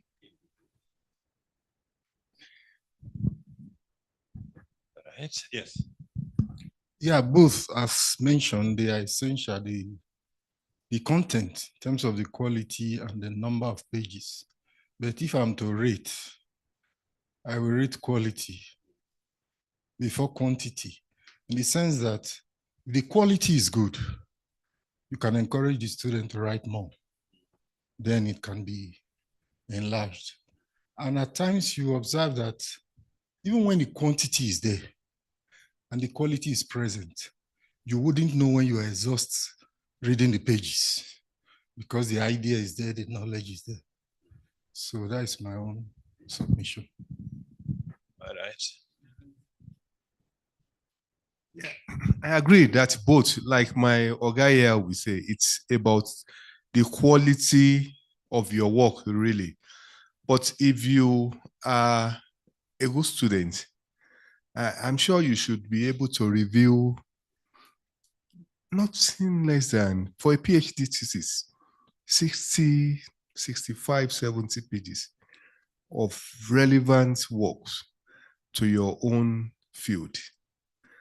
And if you have done the data collection very well too, you should be able to sit down with it and come up with ideas and input. Some will just say, okay, according to the group, this is what we have, not bringing depth into the work. Yeah, quality is good, but quantity is also essential. I don't expect that a PhD candidate will bring 100 pages, thesis, and say, this is what I have done. And you look at it and like, what is there? This is what a BSc student will comfortably do. And so why are you bringing 100? Yeah, but I think quality is good, but quantity is also essential. Thank you. Oh, sorry. Yeah, I'm coming. Okay. Thank you. I also align with my colleagues that both quality and quantity are important. Okay. And for a candidate who has really worked and worked well, it's likely not that the work will be too voluminous and too digressive, but the depth will show. And that's why in Ibadan now, after the candidate has submitted, is at the final stages, there's still a committee that checks the depth of analysis. Okay. depth of analysis is after that smaller committee says, okay, the candidate can go ahead, that the candidate can actually defend. Aside that, but I've also observed in some instances, because of the expectation of quantity, a candidate has written a thesis of maybe 200 pages and the literature review is 150 pages. I said, no, no. What others have said cannot outweigh your primary research in chapter 4. Data presentation and analysis, discussion and all that. Okay, the beauty of the literature review, yes, to see what others have done, but it should also be reflected in discussion of the findings. Thank you. Yeah, some would even increase the font size to make it look huge. Yeah. To add to what others have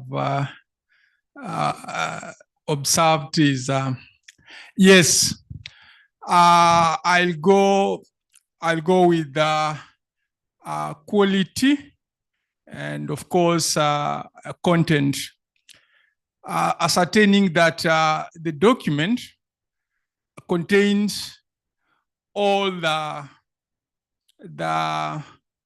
expected sections. We don't want to have a thesis of 30,000 words or 20,000 words, but lacking core sections. You've seen some students documents lacking even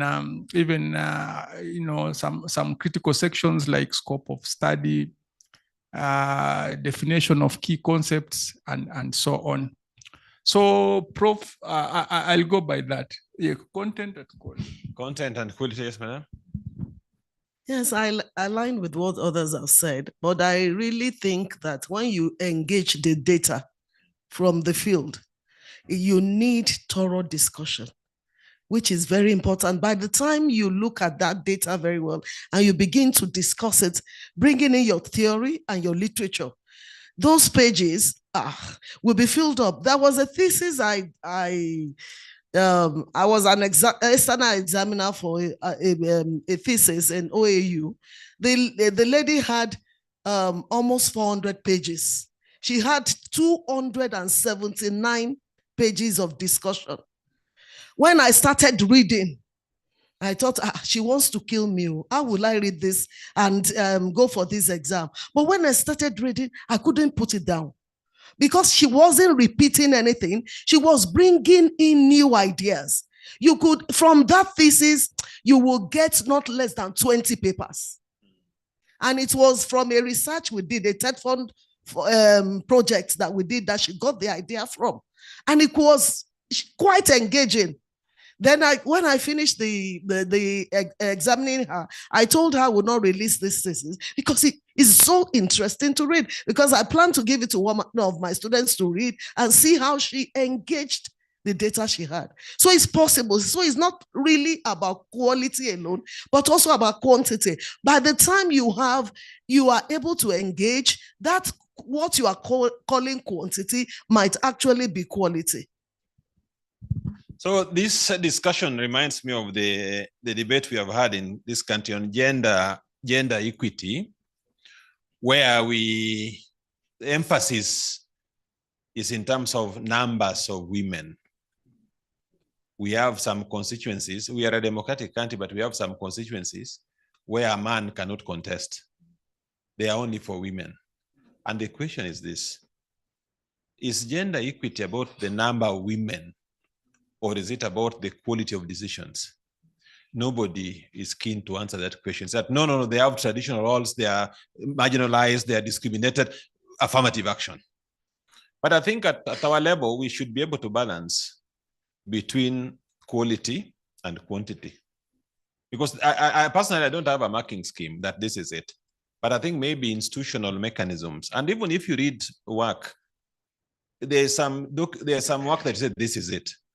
All right, but I doubt if I see even now, I think as Dr. Taylor, we have required pages, right? So there are some students who write to fulfill that requirement, right? But if you look at the table of contents, almost 8 pages, all right? So, so I think that is the scenario that we need to judge, and we also need to assist students in terms of what really would be a document that even your name, if it is on it, because your signature will be there, does it reflect your brand? What about your institution? All right. I don't want to take much time because I think a lot of what I intend to say has already been said, but I want to just visit one very simple area. Recently, a student came to see me that he has almost finished his work, but he has a problem. So I asked the student, what's the problem? That, can I give him a theory that he can use? Can I give him a theory? But the work is done. So I think there's also misunderstanding of the role of theory in a study, because we need to expose, and this is where research methods become very important. I don't know how it is in University of Pretoria and University of Ibadan. At the University of Nairobi, we used to have a PhD program by thesis. You don't go to class. You just develop a concept, you get supervisors, you begin. We have now discontinued it. We have now insisted that our PhD programs must be done through coursework, because we discovered that there are some students who come for PhD work, but they don't have the capacity in terms of research methodology. But theory should basically assist us to organize our thoughts in terms of what we are going to write. And there has to be a connection. Some students throw in theory because it's a requirement. When you ask them, then how does your theory guide the study? Some don't even know who are the scholars behind this theory. Some misapply theory, right? Like there's this theory by John Barton's on needs theory. Any needs they throw in John Barton. He's talked about needs, that if you are deprived, you become violent. How many people are deprived and they're very polite? All right. So ladies and gentlemen, I think I want to leave it there unless there is some issue. All right. Yeah, in asking, because I think this is where you are. The talk on supervision comes very handy here. Like this student who came to you that he has finished the work, but is looking for theory. Was he really supervised? Yeah, because the supervisor should have raised, these things. Yeah, that's where, because such a student would be burdening you because you are a head of department. That means that the supervisor actually did not do good work. I don't know. The student did not even know his supervisor in the first place. So he came to me because I'm the head of the department. So you can see the challenges we face. Yeah, sympathize with us because we go through traumatizing experiences. Thank you very much, sir. I like the question you raised about the PhD by course. Okay, what's done in Ibadan, for example? Okay, in the case of Ibadan, the majority of the PhD programs follow the British system that we received, PhD by research. Okay, a few of the departments have coursework and research. However, I'm of the opinion that if the candidate had solid background at the master level, and it has been admitted for PhD the same program. For example, I'm from the Department of Sociology. The bulk of our PhD students in sociology must have done masters. If you had masters in a cognate program, to do PhD in sociology, you'll have to either do a master again, or you do what we call MPhil PhD. In the MPhil PhD, it means you are neither an MPhil candidate nor a PhD candidate. You now have to do coursework in theory and research and write a proposal, 3 courses, to determine whether you proceed to PhD or you move to MPhil. And the pass mark is 60%. It's by point now. 5, is it 5 points? 5 point, Mr. Provost? 5. 5.0. Okay. Master's candidate who did not have PhD grade will also have to run through the MPhil PhD program. And candidates who graduated from other universities, Oxford, Harvard, wherever, they are coming in, it's Ibadan standard. We'll have to go through the MPhil PhD program. Okay, so, but for DPP, because the candidate come from, even those who did MRPP at the PhD level, they still have to do these coursework again. And do they just audit? Don't they write the exam? Okay, so they write the exam. So we in Ibadan, I don't think colleagues actually complain that the one solely by research is inferior to those of research and coursework. Yeah, in Kenya, actually, it's a regulation now that we do away with all PhDs that have no coursework.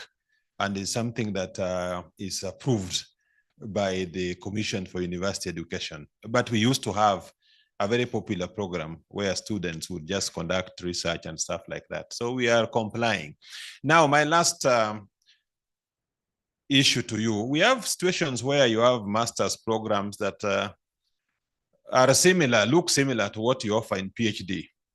Then because staff are few, the students are combined and they are taught together. What is your view on that? You have a student doing masters, let's say they are doing qualitative research or research design, and they are put together with PhD students, and they are taught together because of fewer members of staff who are busy and committed. So they want to teach them, kill one bird, you see, two birds with one stone. That is very normal in many universities where you have a PhD by coursework. It is very normal to have, for instance, some courses being taken together, not only on research, but others also. Yeah. Yeah, please. So if you have a group of master's students and you also have PhD students in the same field, and you want to teach them research methodology, what is actually different? What is actually different? Because you want to dispense fundamental of conduct of research, for example, in public policy. So what will be different in what will be dispensed to the masters and what will be dispensed to the PhD? What is different? Yeah. Sorry. All right. Yeah, there you go. Thank you very much. Very tricky and difficult question. Oh, yes, in Ibadan, for example, there is a rule. Once a candidate has passed a course, he cannot retake it again. However, if I'm faced with such a situation where PhD candidates and master's candidates will have to take a course with the same curriculum, I may not put them together. While one may run through more of teaching and research, the masters, the PhD candidates will have to do more of research itself in the coursework. They will have to write down papers, and now with GPT, one is very careful about giving them note-down papers now, but they'll have to do more of research to measure their knowledge content and also develop it further. But I will not be teaching the basics of research methodology and all that, the basics of theory to PhD candidates. They should know it, and if they have to learn it, they should learn it by research. Yeah, I have a colleague who set exams to first-year students doing basic concepts in political science. It's a very loaded course. And I looked at the exam. His first question was that debunk the notion that first years. So a student came to me and said, was this a misspelling of debate? So when you're even setting exams, look at the level you are dealing with. You need to be very deliberate in terms of what is it that you give out. But at some point, I think we escape with the easy route. You put them together, you teach them same content. At some point, you can have the same curriculum, but the approach. Ladies and gentlemen, we have been sitting down since morning. Allow me to end here. Good afternoon. Good afternoon. To hand over to Pauline, I think there was an email, Pauline, you sent to us of some special engagement.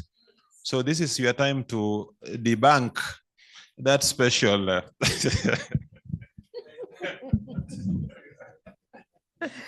I think we need to appreciate all of us. How do we appreciate ourselves? Bado bado. Henry, come and we do bado bado.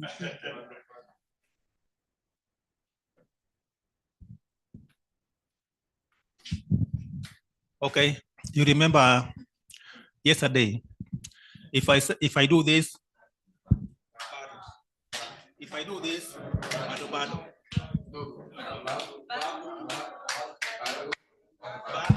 Bado, bado. Okay, ba, get up, get up. Okay, ba, bado bado, ba, bado bado, ba, bado bado. Bado, bado bado, ba, bado bado, ba.